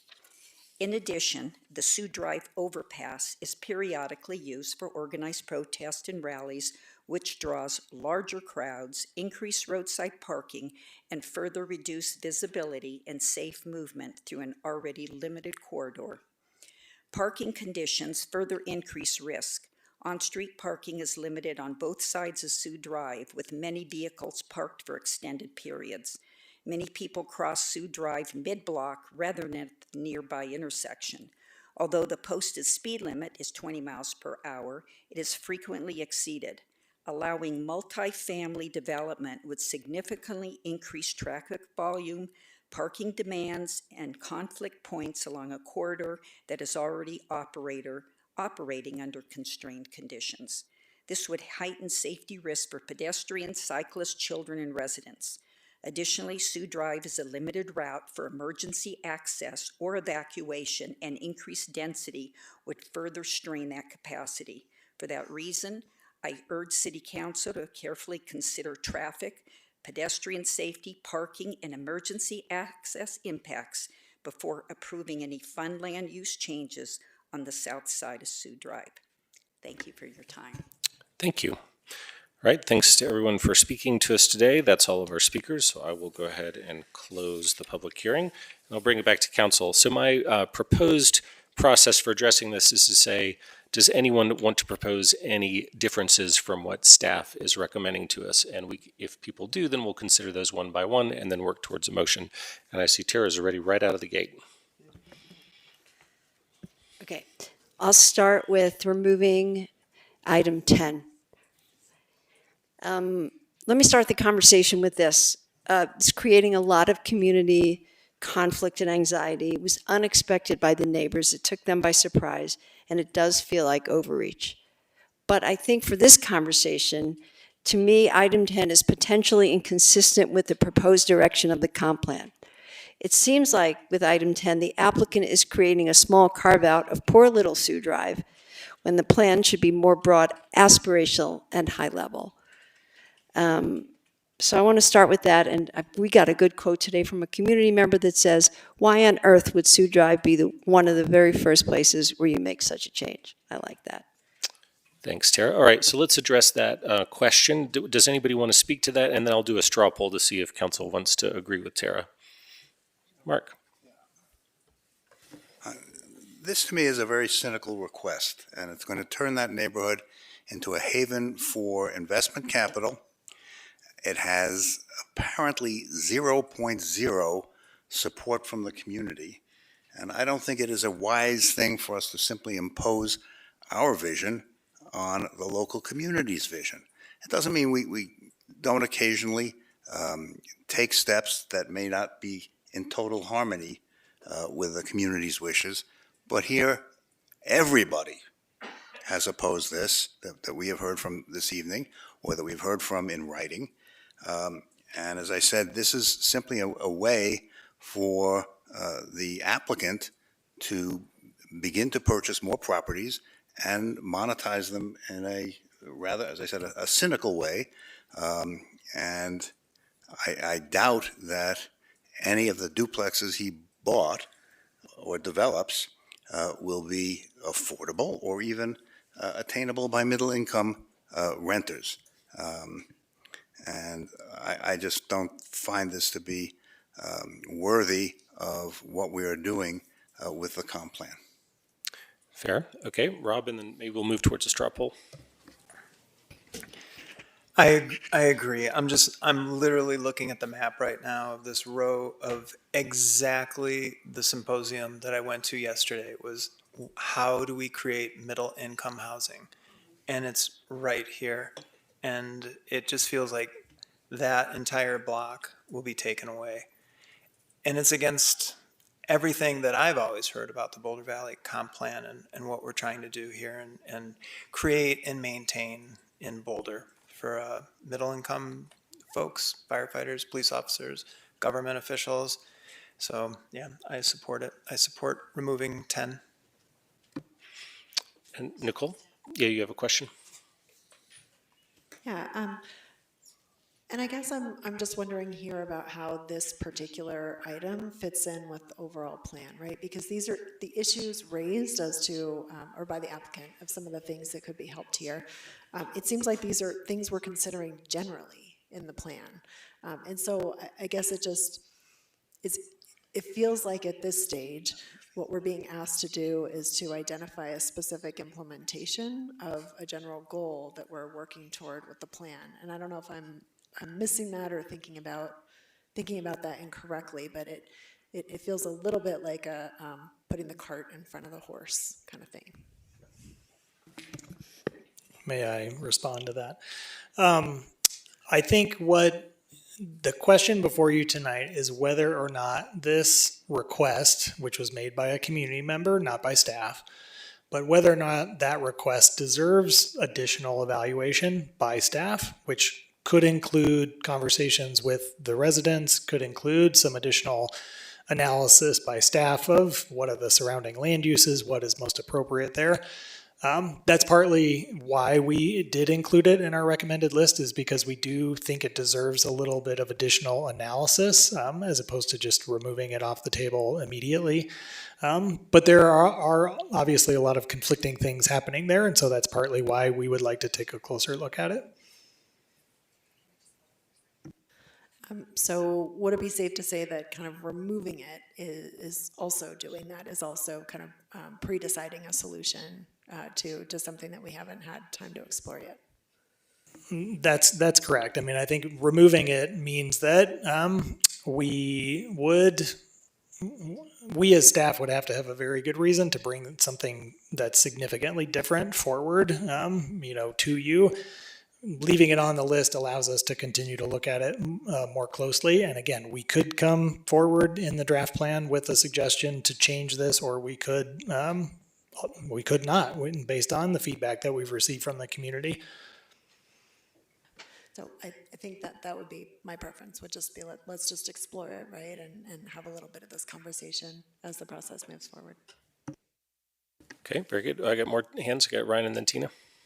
Just following on this, does staff have a view that you can share on some kind of overlap of the planned use for that area with this proposal? No. Unfortunately, we don't have the full draft land use map developed at this time. We're still very much in the weeds of looking at particular areas. One thing I can say is that the existing land use of this particular section is low residential, so that would be our starting point, which under the new proposed framework would be neighborhood 1. But in that particular location, there is also high residential, which is right across the street. There's some business land use also in that same area. So there's some broader context for us to consider. But in this specific location, no, we don't have a recommendation yet as to what it could be. Okay, and then my second question is if we follow the staff recommendation and continue to evaluate it, when-ish would it come back to us, and would it be a similar kind of discussion where you would report out and then we would say thumbs up or thumbs down? Yeah, exactly. So it would be available for public review and comment when the draft plan is released on March 2nd. And then we have a joint planning board and city council study session on March 26th, where we will be going through the draft plan in excruciating detail, both map and policy. Thank you. Tina? Yeah, I just wanted to clarify one thing. Does it make a difference whether the person who is making the request lives in the home or even lives in the city of Boulder? Can anybody make a request to redesignate any home in Boulder? Yes, anybody can make any change request for any parcel in the city of Boulder as part of this process. We as staff did not take that into consideration. We looked at all of the requests without that lens. So no, we haven't necessarily. I think that the reason why we wanted to know specifically who submitted the request and whether they were a property owner or not was so that we could notify those property owners who they themselves did not submit the request. Again, to make sure that they were aware of the proposed change and the upcoming opportunities to come to the public hearings and ultimately make their voices heard. And have we seen this happen before where an individual changed zoning on homes that people were currently residing in? We have as part of the community change request process, both in 2015 and in 2020. And I'll just quickly note they're not actually changing the zoning, so the land use change, but it's important to make sure that everyone understands that the land use just describes a vision over the next 20 years that may happen, but it does not actually fundamentally change anyone's property right or what they can do with their property. Anything that's related to a development or a rezoning is an application that has to be brought forward by the property owner. Thank you. I'll call on myself, and then Mark has a follow-up. I'll just briefly, I'll support Tara's request to take it off the list, just because I'm concerned that the applicant did not consult the affected neighbors when making this request. It seems like there's an unfairness there in my mind. But Mark, you wanted to throw something in? Yeah, just very quickly, what would this further review consist of? What is it that we would find out that we do not know today? Sure. Well, as Chris mentioned in the presentation, this initial screening that we did on all of these was really a very cursory screening to arrive at the recommended list. We have not looked at any of these in any kind of rigorous detail in terms of what is the context of the property, what are some of the changes we are anticipating as part of the future land use map. So all of those things would be considered. And also we, in this particular case, because of the community response and engagement, we would be looking to have further conversations with the people that are in this area. Would you expect to be finding a hidden reserve of support for this application? No, but we would want to make sure we did our due diligence. I got Matt, and then Nicole has another comment. I have a question that sort of deals with what our current policy is. Does this section of Sioux Drive fall within our family-friendly, vibrant neighborhood ordinance?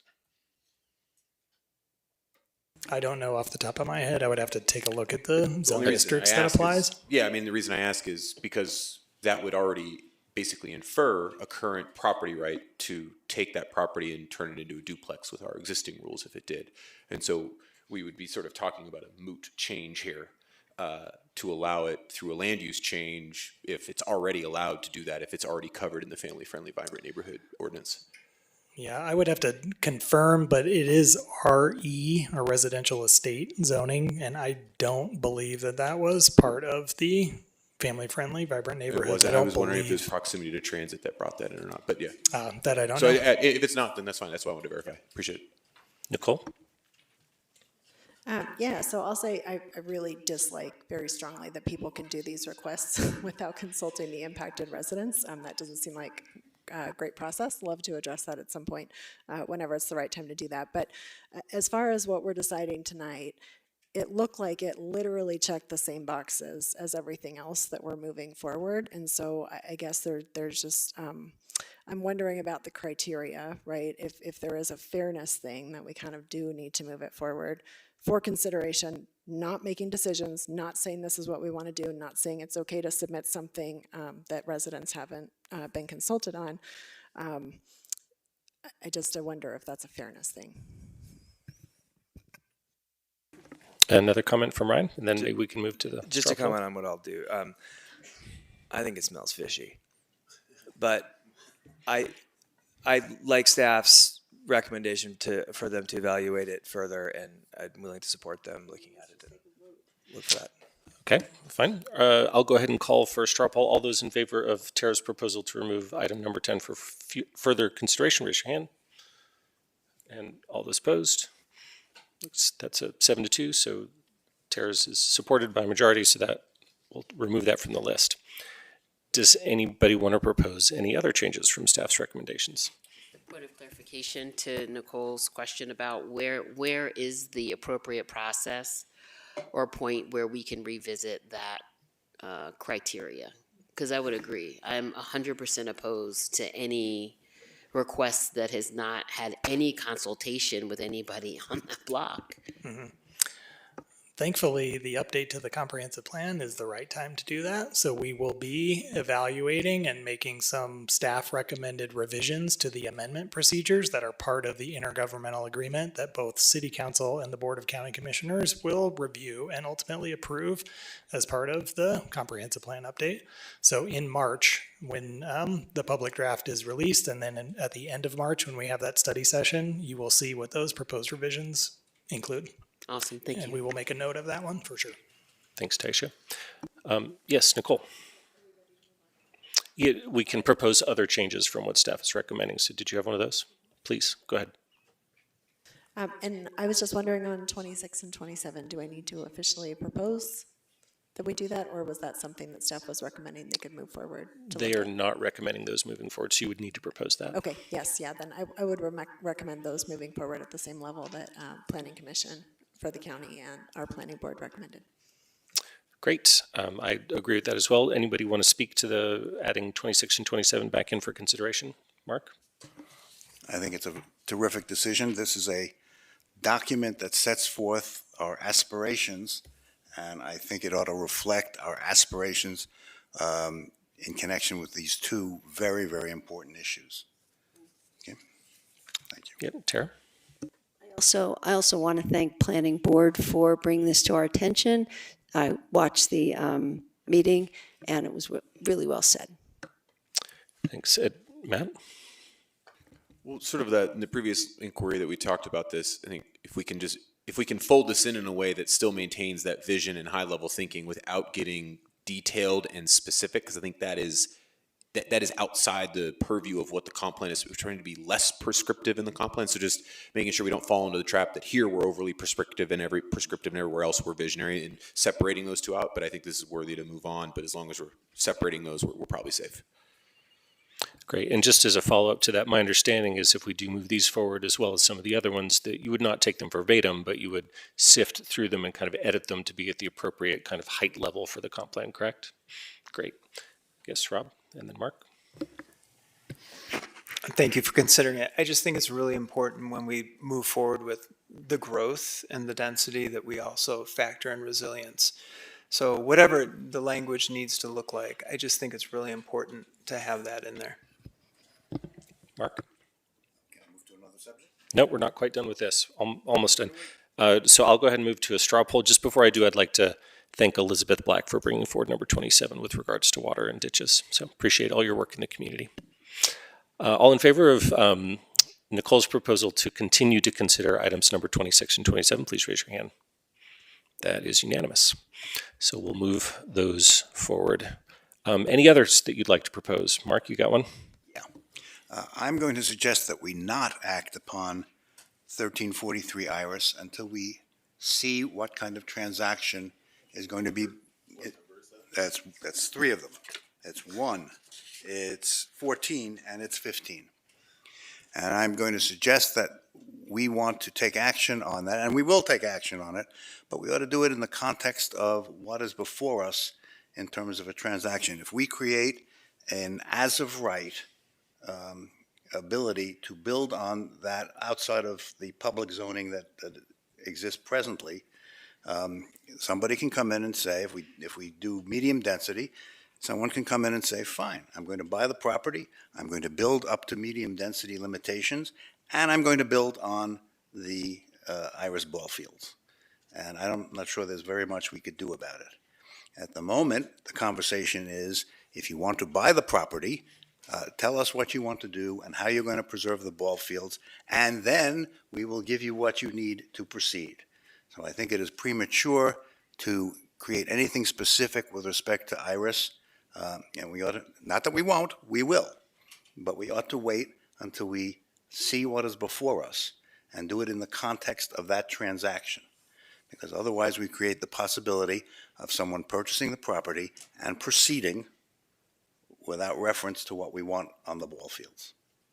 Do you mind if I ask a question to staff based on that, Mark? Yes, certainly. So, no questions for me. Darn it. So question for y'all, like if we did move this forward for further study, would one of the things that you might look at be whether the ball fields might get a separate designation from the other areas that, for example, you might consider a parks designation for those? Yeah, that's exactly right. We would further evaluate the appropriate land use designations, really using community feedback that we've heard, and we'll continue to hear. We will be proposing a draft land use for the ball fields as part of the draft plan, and then opening that up for community feedback. Yeah, go ahead. I'll follow you. All right. The colloquy on the colloquy. So let me get the process right. I mean, Aaron's inquiry is very interesting, and I agree with what Mark was saying there.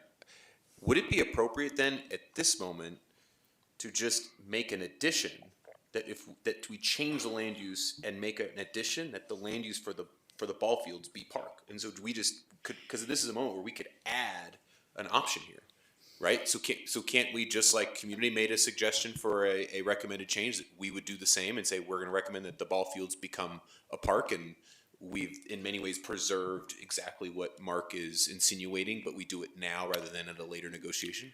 So I think the more appropriate time to do that would be once the draft plan is released and we host that joint session between the planning board and city council. The item before you tonight, again, is really for us to further consider what the land use designation could be on this property and all of the other requests that we got. But if you want to request edits to what the land use change ultimately is, I think the more appropriate time to do that would be once the draft plan is released in March. So then would it be a request to explore what the appropriate land use designation is for the ball fields? Would that be a more appropriate request at this stage? Yeah, to, and that's to pair that with these other changes for that area?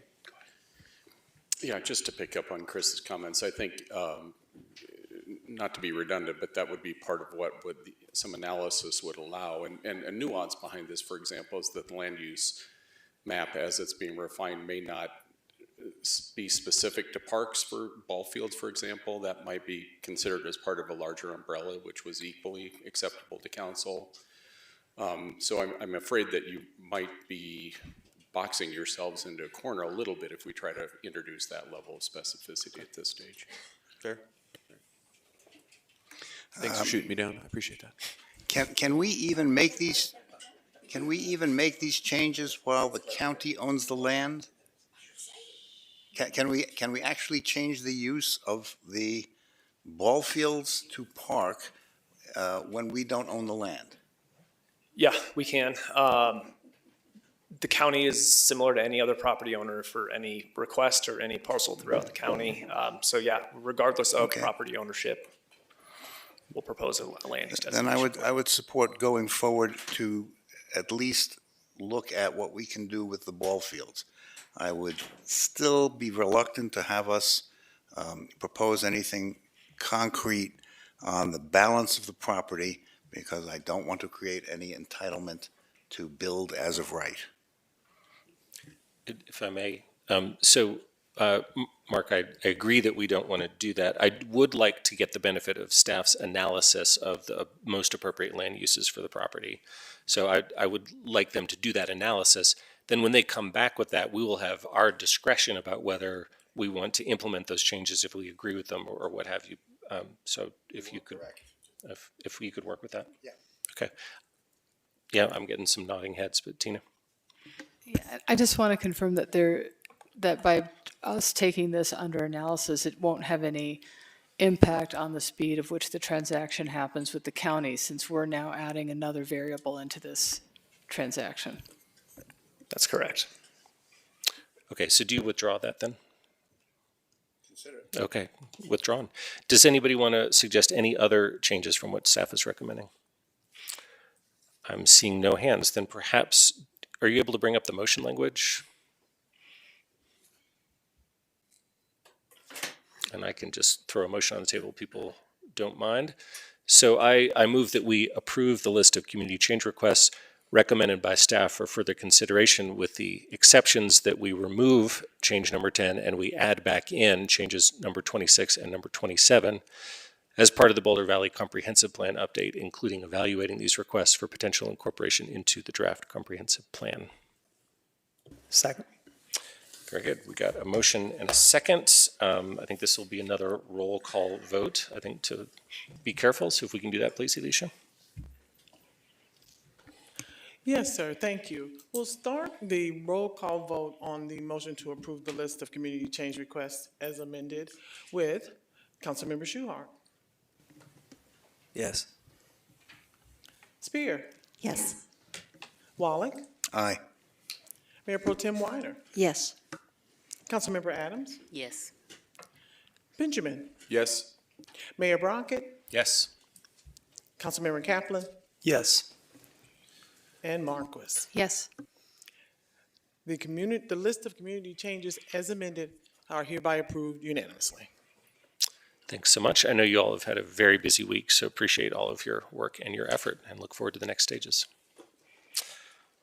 All right, so we got one more item on the agenda, which is a matter from the city manager. I will give everybody a heads up that I'm going to bring up something brief at the end, just about appointing someone to the regional homelessness working groups. Just keep that in mind. But for now, let's go to item 5A, please.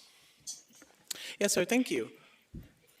Item 5A on tonight's agenda is our matters from the city manager, as noted by the mayor, and it is the Metro District Policy Framework. Thank you so much. And as I try to buy some time for the team to get into place, I will say that this item comes up comes up as a follow-up to a previous conversation council had had about metro districts. Previously, last year, you had said you wanted to move forward with contemplating such a mechanism. We had offered to come back around this time with some thoughts about what an enabling ordinance would look like. So we have provided you with some policy recommendations, and I see I have spoken enough time for slides to be on the screen. So I will pass it on to Assistant City Manager Mark Wolf. Thank you, Nuria. Thank you for buying time as we get settled up here. Good evening, Council. Mark Wolf, Assistant City Manager. I'm joined tonight again by Dalton Kelly from Butler Snow, Sarah Geiger, Senior Counsel for the city, and Regan Brown, our Economic Development Strategy Manager, is online. We're excited to bring back a policy framework for allowing and regulating commercial metro districts this evening. Just to note that given the requested short turnaround of this item, tonight we're focused on just a few key policy issues to get your feedback with the goal of returning with a regulating ordinance and model service plan for adoption in April. I do want to appreciate our legal team, in particular, Teresa, Sarah, and Dalton, given the heavy lift, and Brad Mueller and Regan Brown for supporting during the past couple months, which included the holidays, mind you. So we're happy to bring forward this tonight. We're going to talk just briefly about the context in which we're bringing this tool forward tonight. We will go through the key policy issues and then receive your feedback and have some discussion. For context, as you know, metro districts are one of several different economic development financing tools available to cities that we are exploring right now. All of these tools are generally designed with the goal of improving our local economy. In November, we brought forward an overview of metro districts, and you all provided us direction to bring forward a policy framework in enough time so that proposed service plans, i.e. new metro districts, could be considered in time for the November 2026 election cycle. You also asked us to focus our efforts on commercial-driven metro districts instead of broader residential districts. Tonight, we'll be seeking feedback on several elements of the policy framework, but to be clear, there are many different elements of a model service plan that we could bring you, so we are trying to focus some of those to those key areas so that we can hit the desired timeline. So, at the last meeting, we did get a couple of questions about how metro districts relate to other available economic development financing tools. I'm not going to go through all of these. We shared a similar chart with you all that was developed by Puma after the last meeting. But what this shows you is the spectrum of available local economic development financing tools. We've laid this out in a little bit of a spectrum here, where on the left you have tools that are generally have less autonomy, and as you go to the right, you'll start to see that level of autonomy or independence from the city grow, and generally the funding power increases. So on the left, you see local improvement districts is what we call them here. Those are not separate entities. They have a very specific focus and purpose for that funding. We use general improvement districts, BID you're familiar with, and as you get further to the right, these are the tools that we are beginning to explore and try and put in place in different ways, from DDA, urban renewal, and metro districts. Those are either separate entities where the council directly appoints the board, or in the case of metro districts, once that is created as essentially a separate governmental entity. And so again, just as you think about how and when we use these tools, the focus and the type of financing mechanisms that they have in place is one consideration, and the other is its relationship to the city and how much control you have, or at least when you have control. As we'll talk about with metro districts, your level of control is really in establishing that the ordinance, the regulating ordinance, and the model service plan, and then in the consideration of the individual service plans as they come in. Okay, so I'll shift now to each of these policy areas. We'll go through them briefly. I'm sure you'll have questions. For each of the 6 policy areas, I'll mention why we think this is an important area to get some feedback on, and then a recommended policy approach. And we'll just touch on a couple alternative policy approaches for your awareness. So starting with type of development, this relates to whether or not residential and commercial developments are included. You all focused on commercial-driven metro districts, specifically in support of using it as an economic development tool. That approach is really the key to what you're seeing tonight and what could be a part of an ordinance, by limiting it to commercial only, with some exceptions, as we'll talk about. That really is a major parameter that you are putting in place at the outset.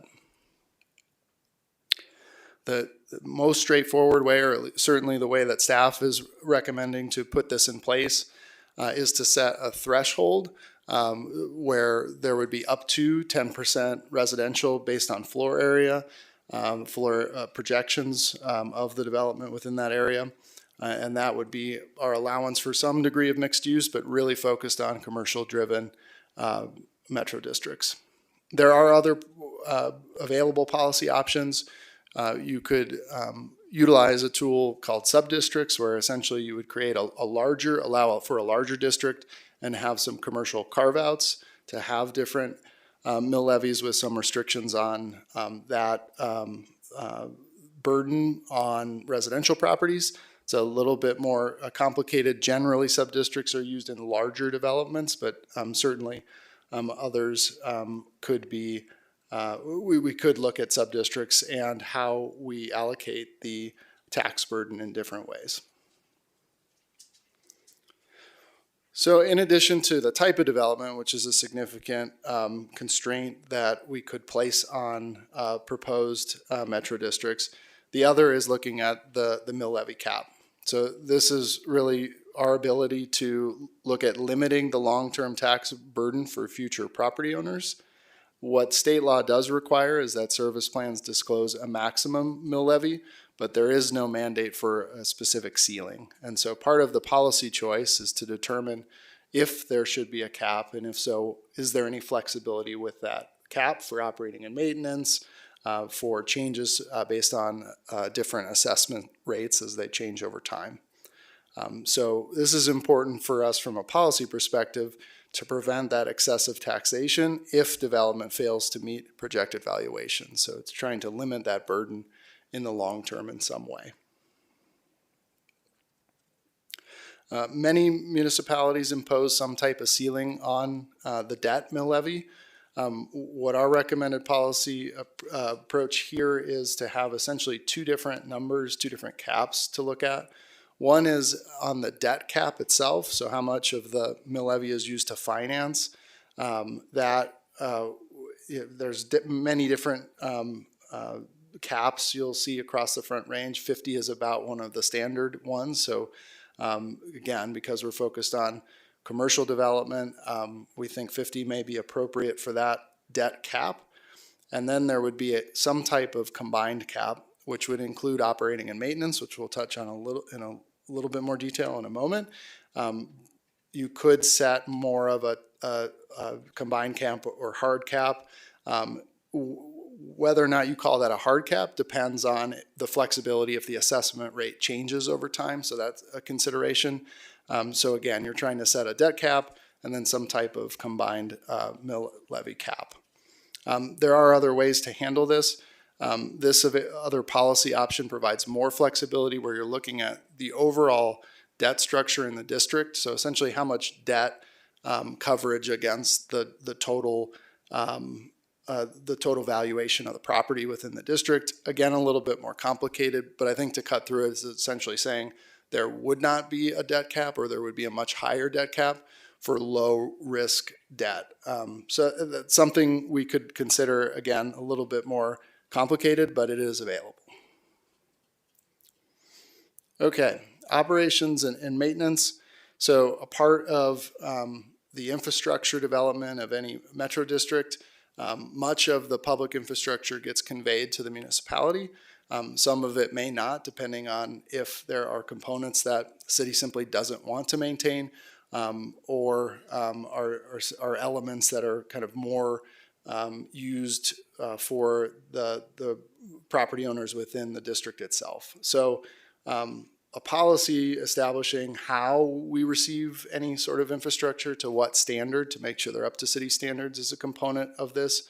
And then also what might be allowable in terms of operating and maintenance going forward. So not only what could a metro district operate and maintain, but how could they pay for it through some type of mill levy. And so again, this is where the difference between the debt cap and the total cap comes into play, is some allowance for additional mills if there are elements to maintain, such as private roads, landscaping, private detention ponds are examples of that.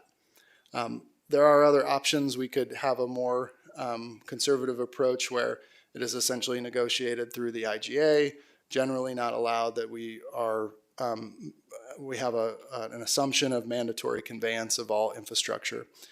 So a couple different ways to approach that, but I do think that the O&M, some type of allowance for O&M is generally a part of service plans. Another area where metro districts often impose and collect is in additional fees. So think about the easiest example is a parking structure. If a development builds out, a metro district builds out a parking structure, they could have the ability, we'd have to grant them this within a service plan to levy fees within that parking element.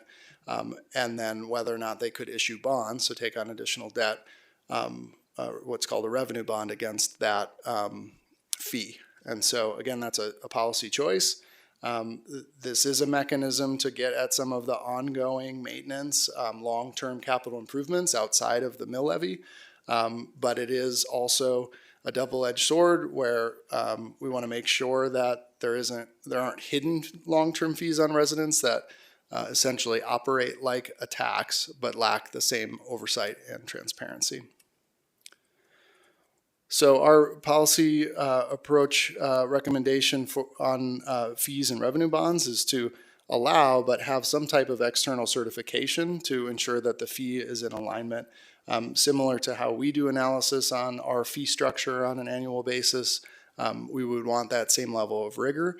and that any sort of revenue pledge, so revenue bonds taken out against any of those fees, that it would be on the commercial only part of the development.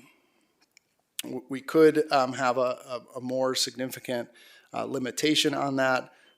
We could require that revenue bonds, or at least that authority is put forward at the outset, or requiring council approval. Those are some other options that we could do with fees and revenue bonds. And I think this is the last area we look at specifically tonight, privately placed debt. So privately placed debt is common. What we're really talking about are, quote, developer bonds, where developers may finance their own debt. And so while that can be standard, there are examples that haven't been as positive, where essentially developers will finance their own debt, but at a very high interest rate. And then they're able to levy the difference, that additional rate to property owners. So it burdens future property owners in the future. And so what we can do is put some type of limitation on how that goes and to what extent that is allowable. And so again, here we would recommend some type of independent certification to ensure that any rate on debt placements are within the market, and that we're specifically looking at some type of prohibition on conflicts of interest with a developer or owner of the property to be benefited by improvements, or a board member of the district. We could have outright prohibition on the purchase of debt by a developer. That is certainly a part of our option at this stage. We could look at some type of rate cap on developer placed debt, so that there are other options there as well. Sorry, one more. Amendment requirements and oversight. So how do you enforce? Once a service plan is in place, what are the requirements for changing? You'll want to establish that at the outset, so that you know that metro districts know what the ground rules and penalties are if a metro district strays from the original service plan. So we recommend a few ways to handle this. One is that there are listed specific actions that would trigger the need for a service plan amendment, which would require council review and approval. Those are things like increasing the debt limit, changing the cap, any of those major items. We can also pair this with some type of mandatory review or a performance audit every so often. So 5 to 10 years, somewhere in that range, would allow us to have some type of formal process for council, for staff to review the financials of a metro district. That would be in addition to annual reporting of financials, significant activities and budget information, and some type of public presence. And then in terms of if any of those are violated, your approval is really in the legal realm, where we would seek remedies under the IGA, depending on what was negotiated with the Metro District. We could seek injunctive relief against the district, seek fees and cost reimbursement in connection with enforcement, and other remedies if we do have them available under the IGA. So we would recommend having those provisions within our within some of the recommendations of the IGA itself, which is a part of some of the other provisions, is the required form for an IGA with the district. We would also require other things: the list of authorized services, financial projections for a district, compliance requirements for some of the build out. So these are other things that would be a part of a model service plan, just not highlighting them in as much detail tonight. And then last but not least is next steps. So those 6 areas are really important for us to land on an ordinance and a model service plan. Based on your feedback tonight, our target is to bring this back for adoption in April, again, with the goal of being able to consider any service plans that do come in time for a November ballot cycle. And just noting lastly that this is just the framework, right? And so if we received any service plan, any proposed metro district in the future, we would consider them individually, and council would have a chance, staff would have a chance to analyze, council would have a chance to consider them individually. Having a framework in place does not bind you to approve future proposed metro districts. This merely sets the ground rules. Okay. That is the end of the presentation. Happy to take council questions that I will definitely punt over to Dalton. Thanks so much for that, Mark. Questions for staff? I got Tina. Hey, thank you. So I just had one general question. There are several parts in the presentation that refer to a future property owner, a resident, or a taxpayer. In this case, we're looking at something that's 90% commercial. Are we just then referring to the 10% that would be more of a property owner, residential? And then how would we refer to that commercial, whether it's a renter or other relationship or lessee? Yeah, it's a good question. Feel free to chime in. So we are talking about property owners. Commercial may be a little different. I think you could anticipate different property ownership over time. It's hard to know at the outset if they will all be kind of developer owned in the long term. So there are still potential different tenants or different property owners.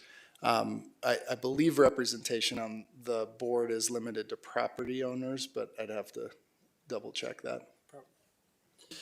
Yeah, to be an eligible elector and to be able to sit on the board, you have to own property or be a resident. And so being a business lessee for this type of district doesn't get you the ability to sit on the board, different with some other types of entities that were highlighted. A lot of the protections that you see in other communities are very much concerned with residential and less with commercial. And so with any portion of residential, and that's part of the policy framework, if we're going to have any portion of residential, we're making sure that we have those protections in place that do go down to residents. And so that's, as we were referring to some of these limits, that's what we were thinking about. There are definitely pieces that are important for other end users. So typically in a service plan, we defined an end user as anyone who is not, who is meant to be burdened by the future taxation. And so that would sweep in anybody who is kind of on the commercial. And where we see that boil down more so is thoughts on things like fee limitations. If there's something we think is an appropriate fee for maybe a builder to pay and we're okay with that, they're not an end user versus something that we think is not okay to pass down to your future tenant there. And so that's the distinction. And so part of what we have listed here is as owners, we're thinking of that limited pool of mostly residential if you have it, but some of these concepts will be important for commercial end users as well, just to make sure if we have policy direction on who gets burdened or who does not get burdened, that we define that. Oh, and I'm Dalton Kelly with Butler Snow, sorry. We are serving as outside counsel to the city in connection with the model service plan. So then if the project presented were 0% residential, would we look at some of these attributes differently? To some extent, that really is just a policy question on how you feel, if there are certain things that you feel differently about.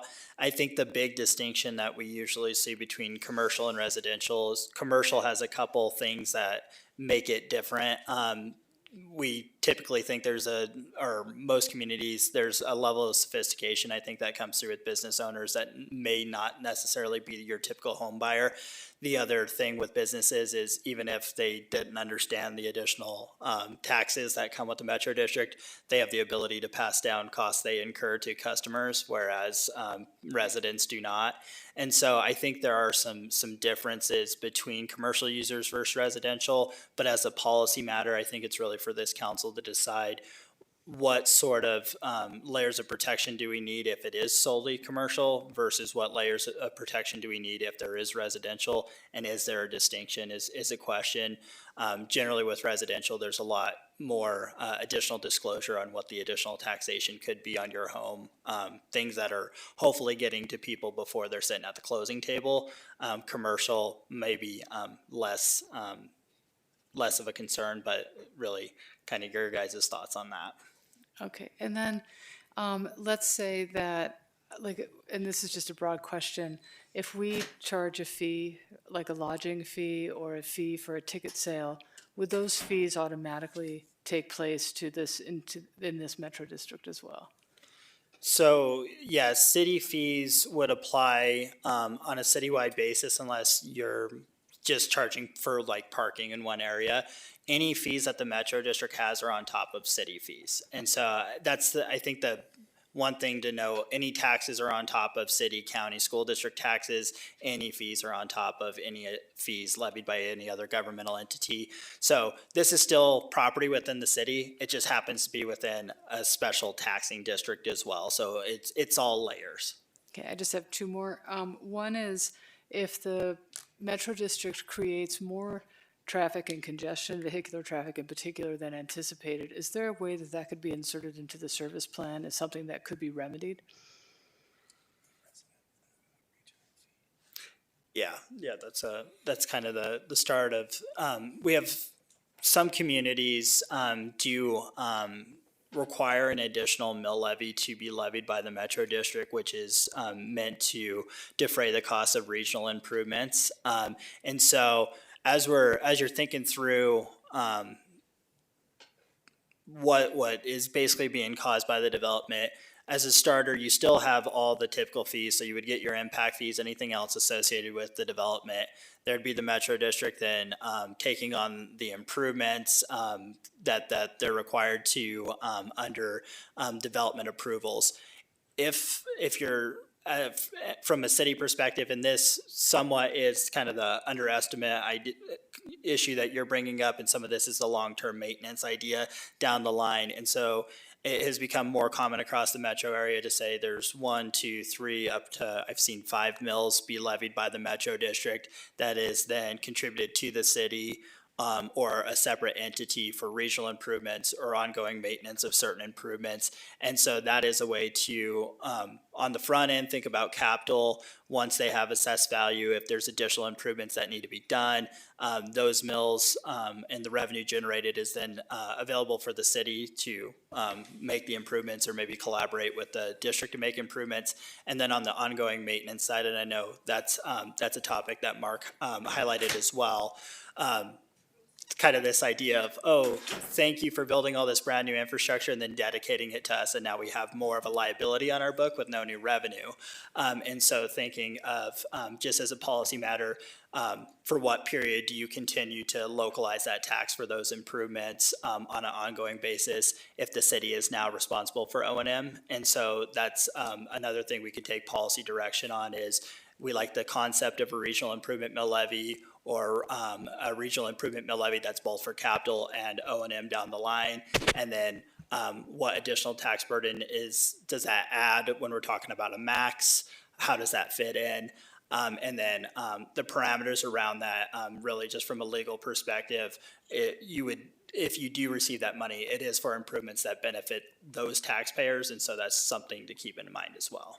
Tina, do you mind if I follow up on that? I think there was a yes and no or no question in there, which was if there's more traffic than expected, can you charge them for it? So we can't go back in and change a couple things. So once you approve the service plan, you can't go force a service plan amendment to say you need to go raise your mill levy.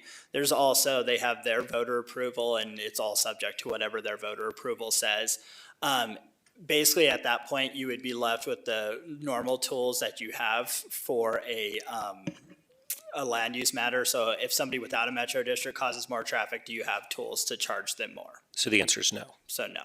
Okay, answer is no. Great. Tina, you had... And then the last one is it common for commercial metro districts to dissolve over time? Do they tend to exist through the build out and then do they end them? So, and some of this just comes on time horizon. Metro districts do dissolve when they are done with their purpose. The big question is there any ongoing operation and maintenance? If not, when the debt pays off, there's typically a trigger in the service plan that says, when the debt pays off, you need to go dissolve, or another trigger that is, if they basically have issued all their debt, the city council, and this comes back to periodic review, if they've accomplished their purpose, if they've issued the debt and there's no ongoing O&M, and really the only purpose for the district to still exist is to levy the mill levy, they can dissolve, but for the purpose of existing to levy the mill levy. And so that extra layer of governance isn't there. And so, yes, they do dissolve. We have seen them dissolve. We've seen them consolidate as build out has happened over time. Part of the question there is, do you have a trigger built into your service plan to say you must go dissolve? And it'll be on an individual level whether you put O&M responsibility on anyone, but as a starting policy matter of, generally speaking, we do or don't pass on the responsibility to continue to operate improvements is your starting point on whether they will dissolve down the line. All right, thanks. We got Matt, Mark, and Nicole. Wonderful.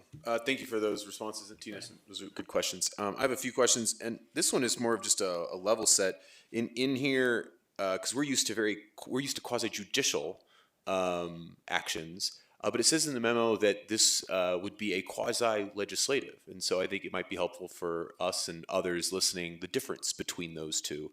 So maybe that's a question for Teresa to just sort of levy what the difference, or whoever, on what the difference between a quasi legislative versus quasi judicial process is.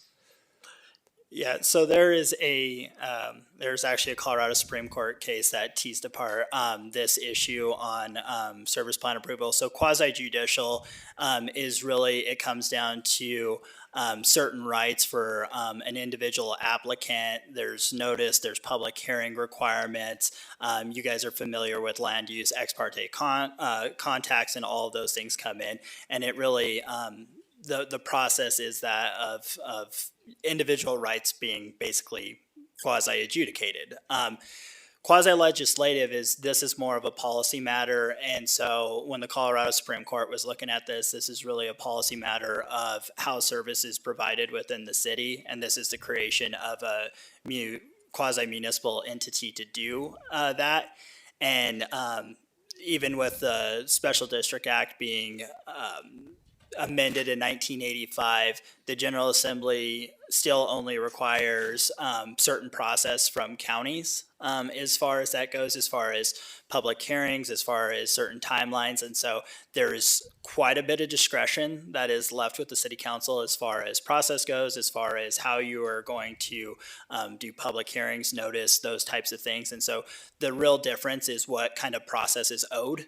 That's the biggest thing. And then on your decisions, with this being a quasi-legislative matter, it's more policy-based than essentially adjudicating based off a standard in front of you. Wonderful. So not a criteria-based decision, but more subjective in that nature. Yeah. A little bit more subjective, and really reasonableness is the outside bounds. Great. Thank you for that.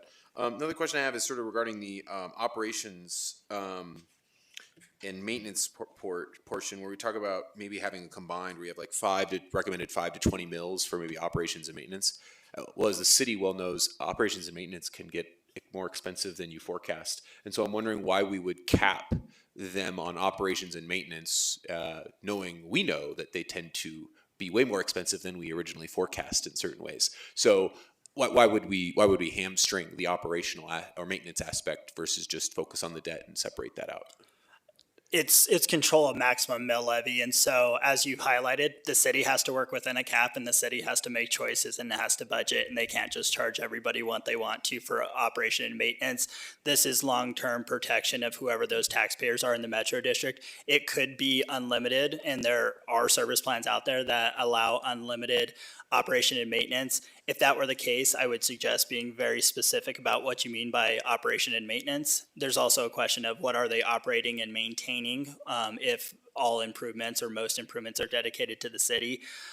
What we have seen in recent years, so the standard's kind of 10 across the metro area at least, and there has been some feedback at some city council meetings that 10's just not getting it done with rising costs. But a service plan amendment is always available. And so I would say starting with the cap is good policy to make sure you are building a box that you feel like is reasonable for overall tax burden. And they always have the ability to come back and justify why they need more. But you would have the ability to, for anyone that's approached, coming to you and say, look, there's a cap on this. They can't just charge you whatever they want because they have to. And it protects against the non-built out district a little bit more. If you get less users, but you have less taxpayers, but you still built all the improvements, I'm not going to go then put 80 mills on the 3 people that showed up.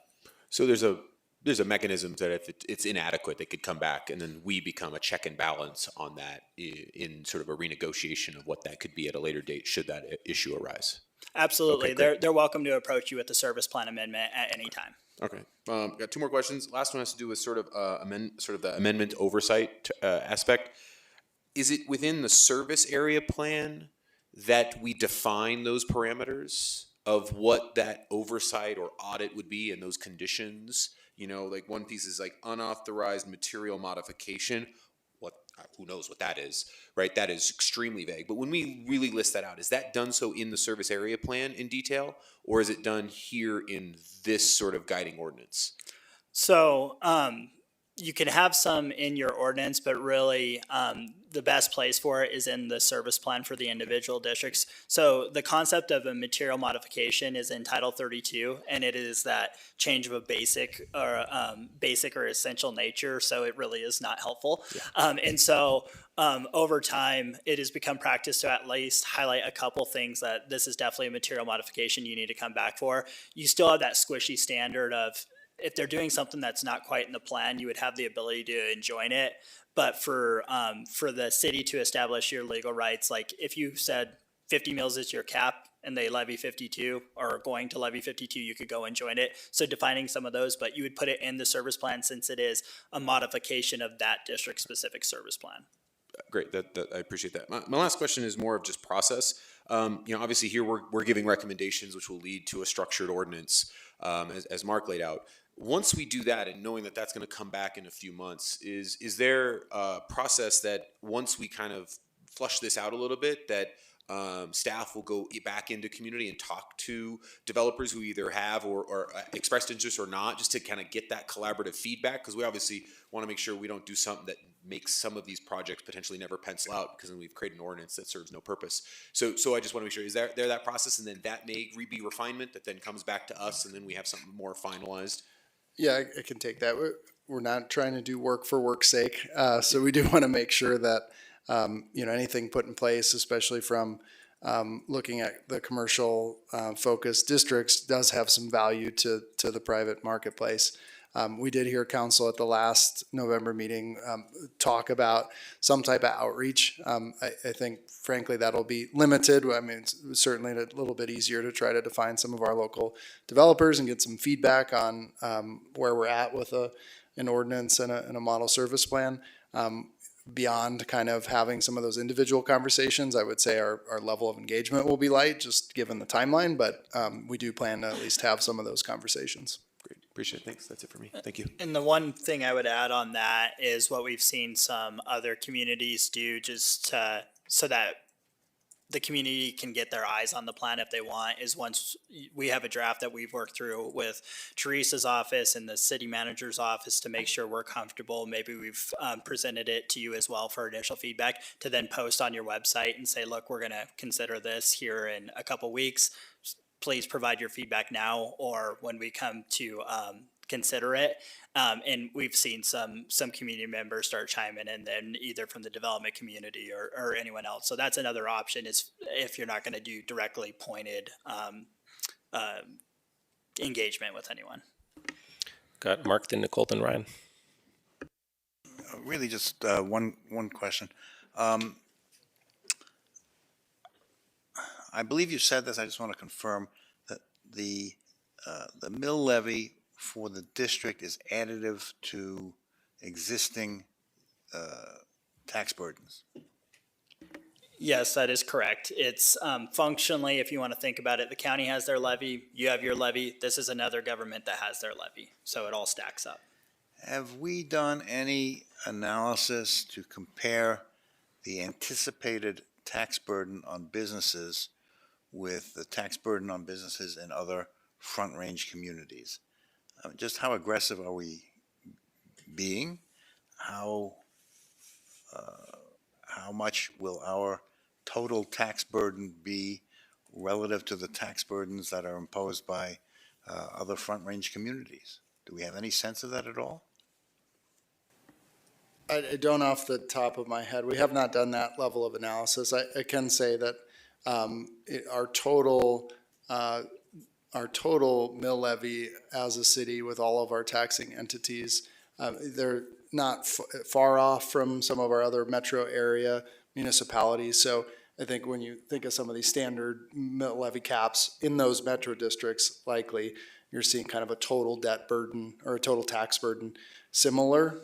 We could do some analysis to just look at that. I think on the impact on the actual, any proposed development may come at a later stage. If a service plan is proposed, we can do that level of analysis.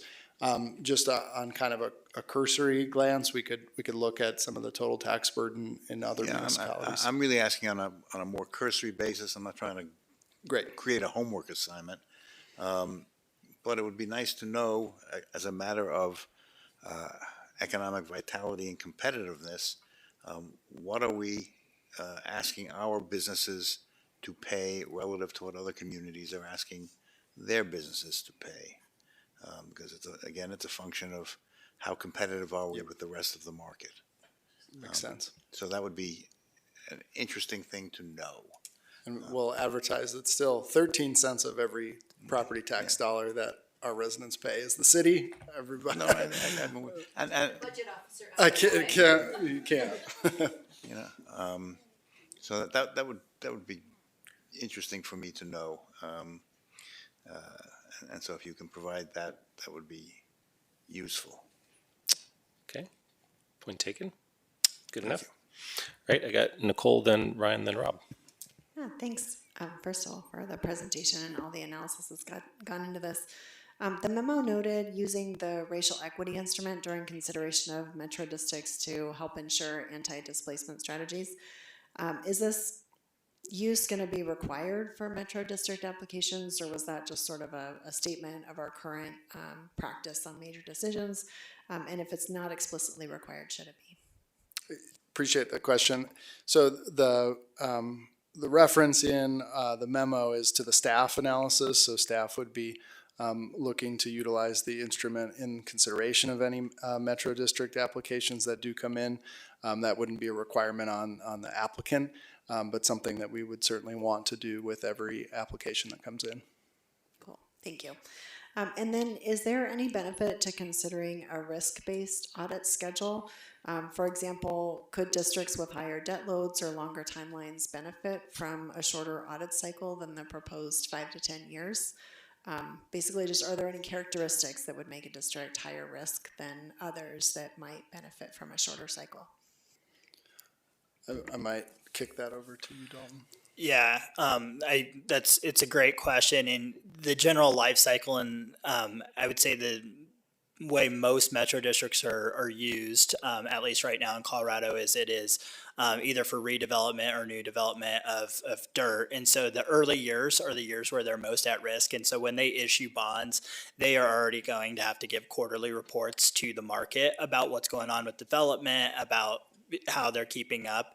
And so my suggestion on that would be, if there is a high risk period, it's usually in the first, I would say 3 to 5 years. And then past that, it's kind of like a housing project. If you hit stabilization, then you're kind of running at that point, assess value, and things are going forward. But it is not uncommon. It's what the market demands of a dirt district is that they're given quarterly reports and things like that. Some of the things on reports, and this is just something to think about, is we can get really great information on, are you tracking your financial plan? How are things keeping up? The question becomes, what can we do with this information? Because the bondholders took the risk on the Metro District debt. The city's not responsible for it. Once the bonds are out, we can't invalidate them. We can't tell them they can't levy their mill levy. And so I think the piece on that would be, are we using it as a tool to learn for future approvals? Are we using it as a tool to see what's going on, and maybe you're going to try to intervene by helping them market, but what is the purpose of it past that? But the very direct answer to your question is yes, there is higher risk. It's usually at the beginning of the life cycle, and then it kind of down the line starts to level out and be less of a concern. So I guess, are you saying that there's enough sort of other reporting mechanisms and things in those first few years that it doesn't seem like it's worth monitoring those a little more closely than future years? Well, yes, to some extent, but it depends on what information you want to the city and for your own purposes versus, as far as what they're giving to the market, that's going to be a requirement under their bond documents. If you want that same information, you're not asking them to spend any more money to create anything new. It's just saying, hey, can you also provide your continuing disclosure to us? And so that would be something that I think is reasonable. At the end of the day, it's not costing more money, which ultimately does get paid by whoever's in the district. And so I think that would make a lot of sense to say, if you're giving a report to the market, we also want it on top of your annual report. That's something that you can do just to collect your information and make sure you're on top of it. If you want anything additional to that, we would just need to make sure we are baking that into the service plan. And so I know of one in particular in northern Colorado where there was a history with this developer and past development, and not going to go through the whole Greek tragedy of it, but they were very interested where the dollars went when they were spent and how so you would just bake that into the service plan and then set your timing on it. Once you're at the 5-year point, and this is built into the statute, we talked about it last time, there's this opportunity for the quinquennial review, which is really your guys' check-in on how they're doing, and you can actually tell them no more issuing debt. And so I think setting up that timeline so that you actually can use that tool is important. What you want between those periods is really in your discretion.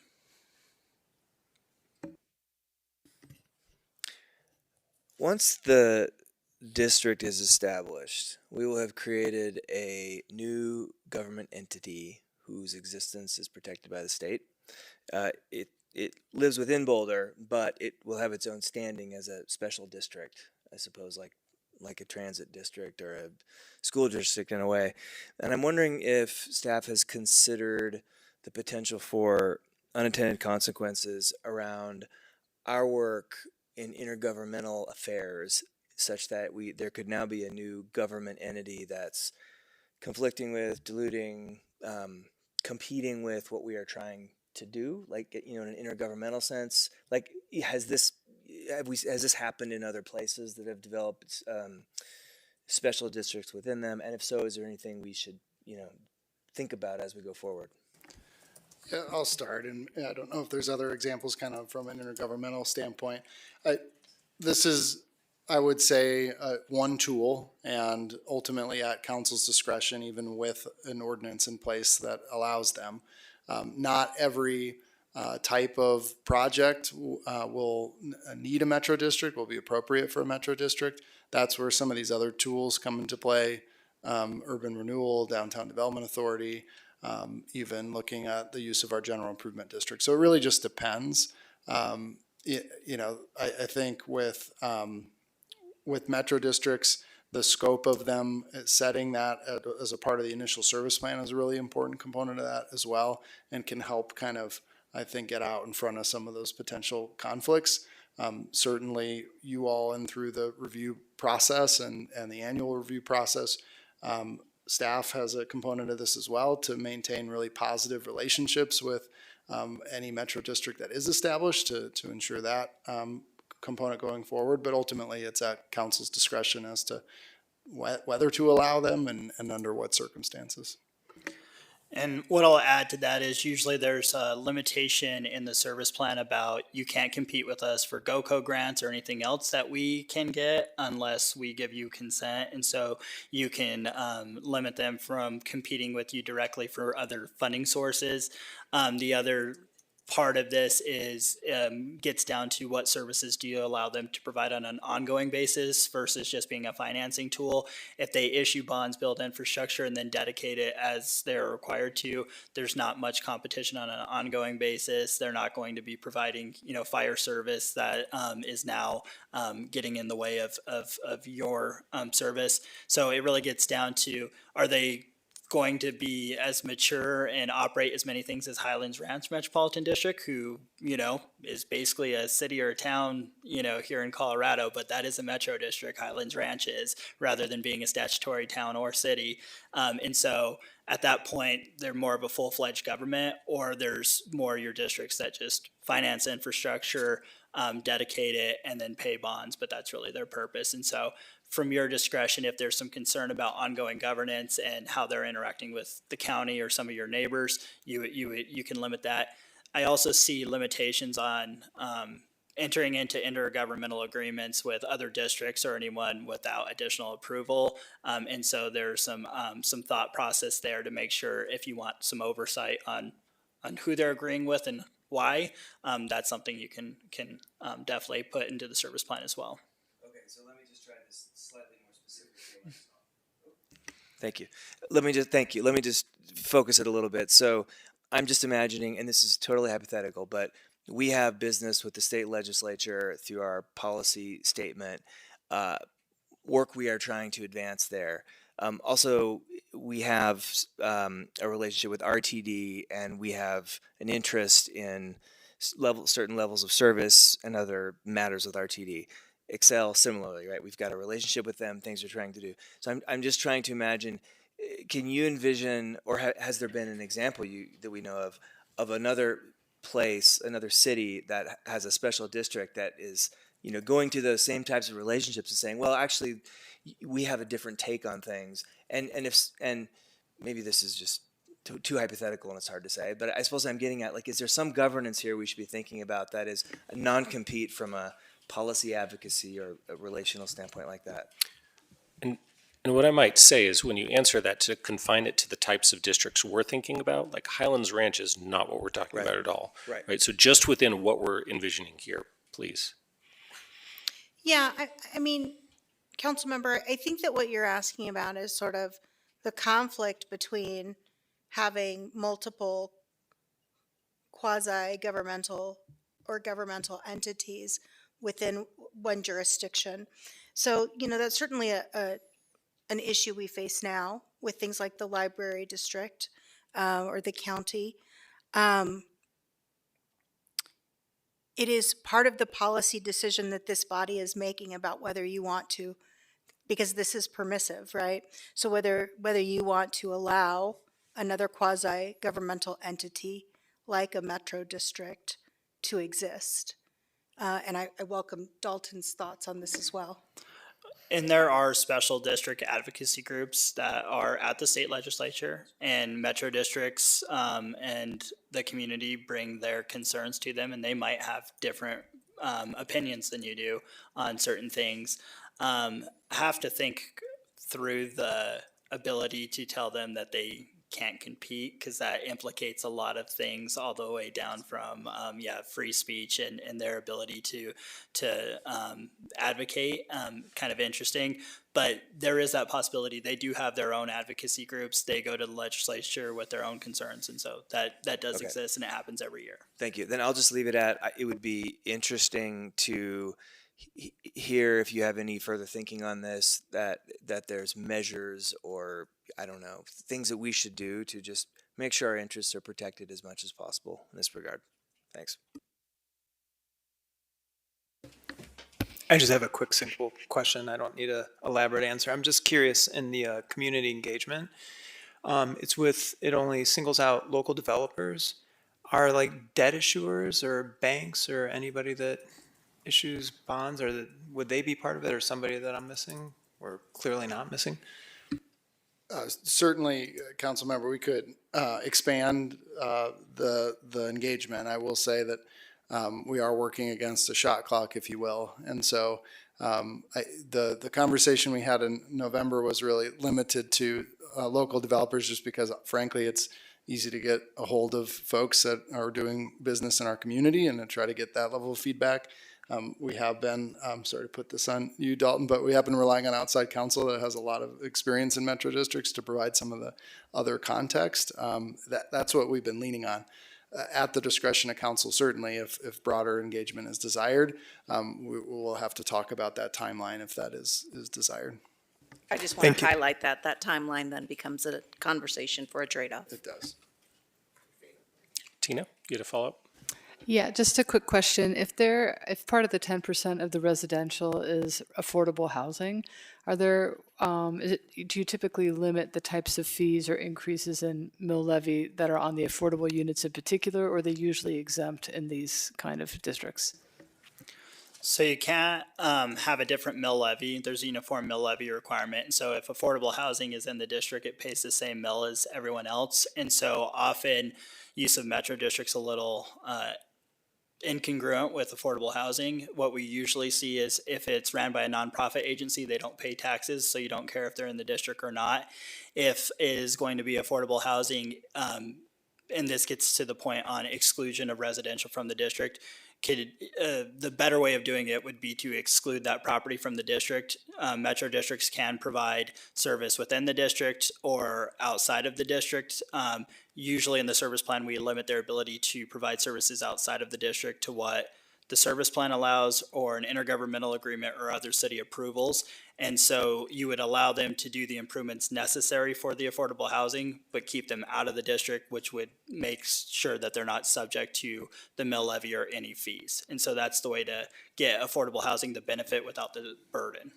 And when we say out of the district, does it need to be geographically, or can it just be through language so that they're not segregated physically from non-affordable housing? Yeah, it's an exclusion. So if you have a separate property interest, and so there are some metro districts that you got commercial on the bottom, residential on the top.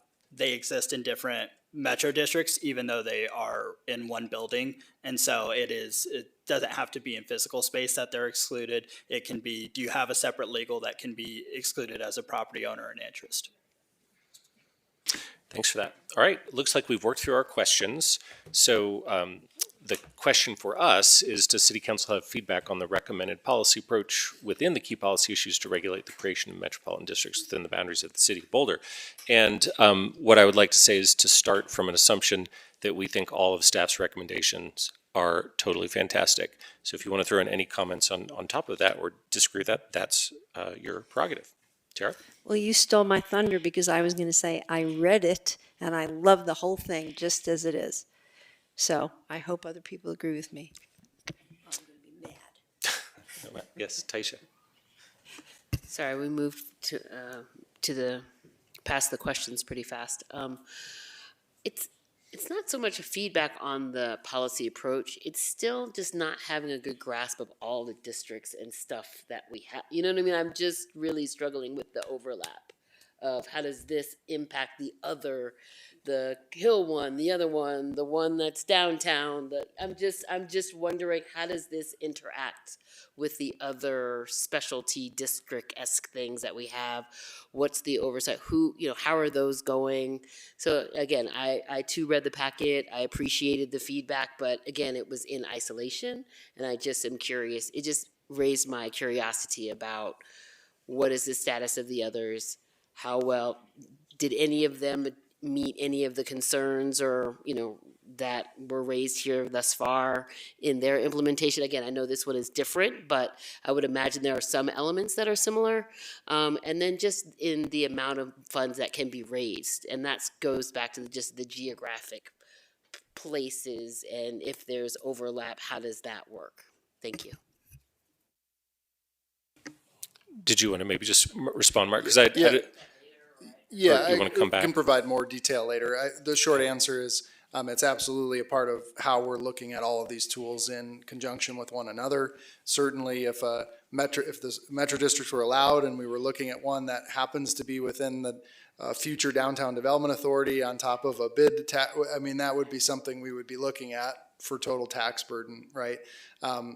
We will have the ability with all of these tools in place to look at the appropriateness of each tool based on what the need is for any type of redevelopment opportunity or business support or whatever. And so right now we're just trying to add tools to the toolbox in general. How we use those tools, when we use those tools, that is a part of this process right now. It's a part of the Downtown Development Authority process, which is continuing, that you'll see in March. So all of these are intended to work together, but for now we are still in the process of building out our toolbox, if that makes sense. Anything else? I got Mark and then Tina. You have described a number of protective measures that could be incorporated. I'm prepared to support the formation of a metropolitan district, provided it contains maximum protection for the city of Boulder, a minimal amount of discretion for the district itself, and the maximum control permitted under law for Boulder in connection with the operation and the ultimate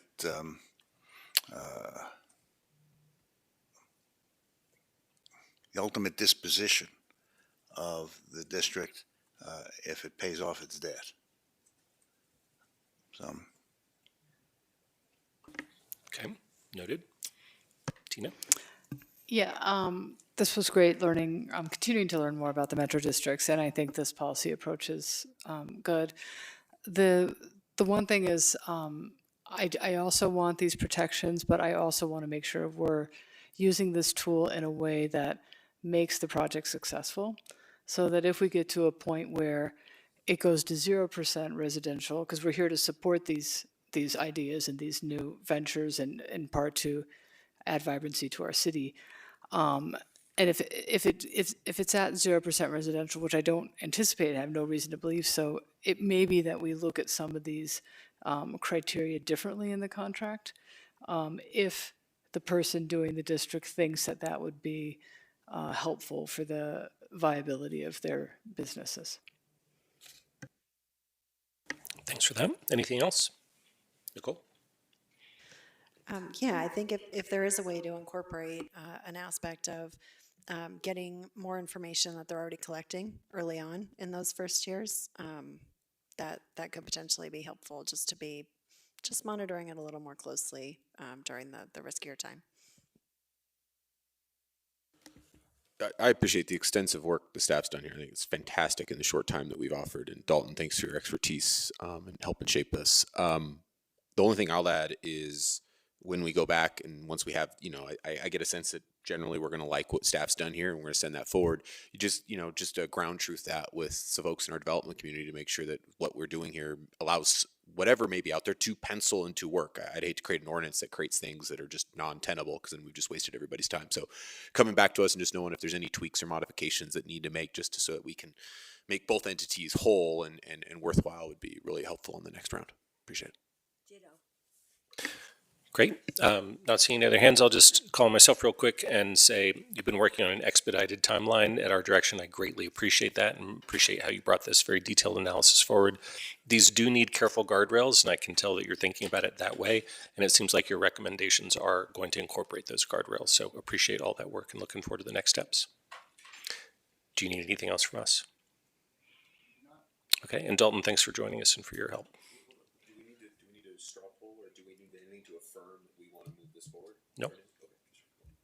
We affirm you. Yeah, you are affirmed. The spirit of affirmation is filling chambers. Okay, well, that was our last agenda item, but we do have one more quick thing, as I mentioned, so don't get up quite yet. So the Boulder County Elected Officials Regional Working Group on Homelessness has a very long name, and it also has a vacancy. Lauren Folkert served on this, and Tara has been the alternate. Tara's not interested in becoming the permanent representative. Would anyone like to volunteer for this board? I got three. I got Matt, Mark, and Tina. Steel cage deathmatch. Do you want to? Could do like a quick wrestling match out in front. Tina volunteers to go to alternate, so Matt and Mark just need to thumb wrestle. But if maybe if the two of you could talk offline, maybe, and then let us know the results of your discussion. Sure. Okay.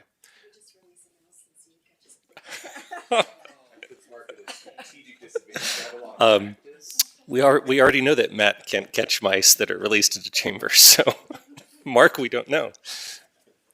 All right, thanks for your willingness, folks, to step up, and we'll wait to hear back the results of those conversations.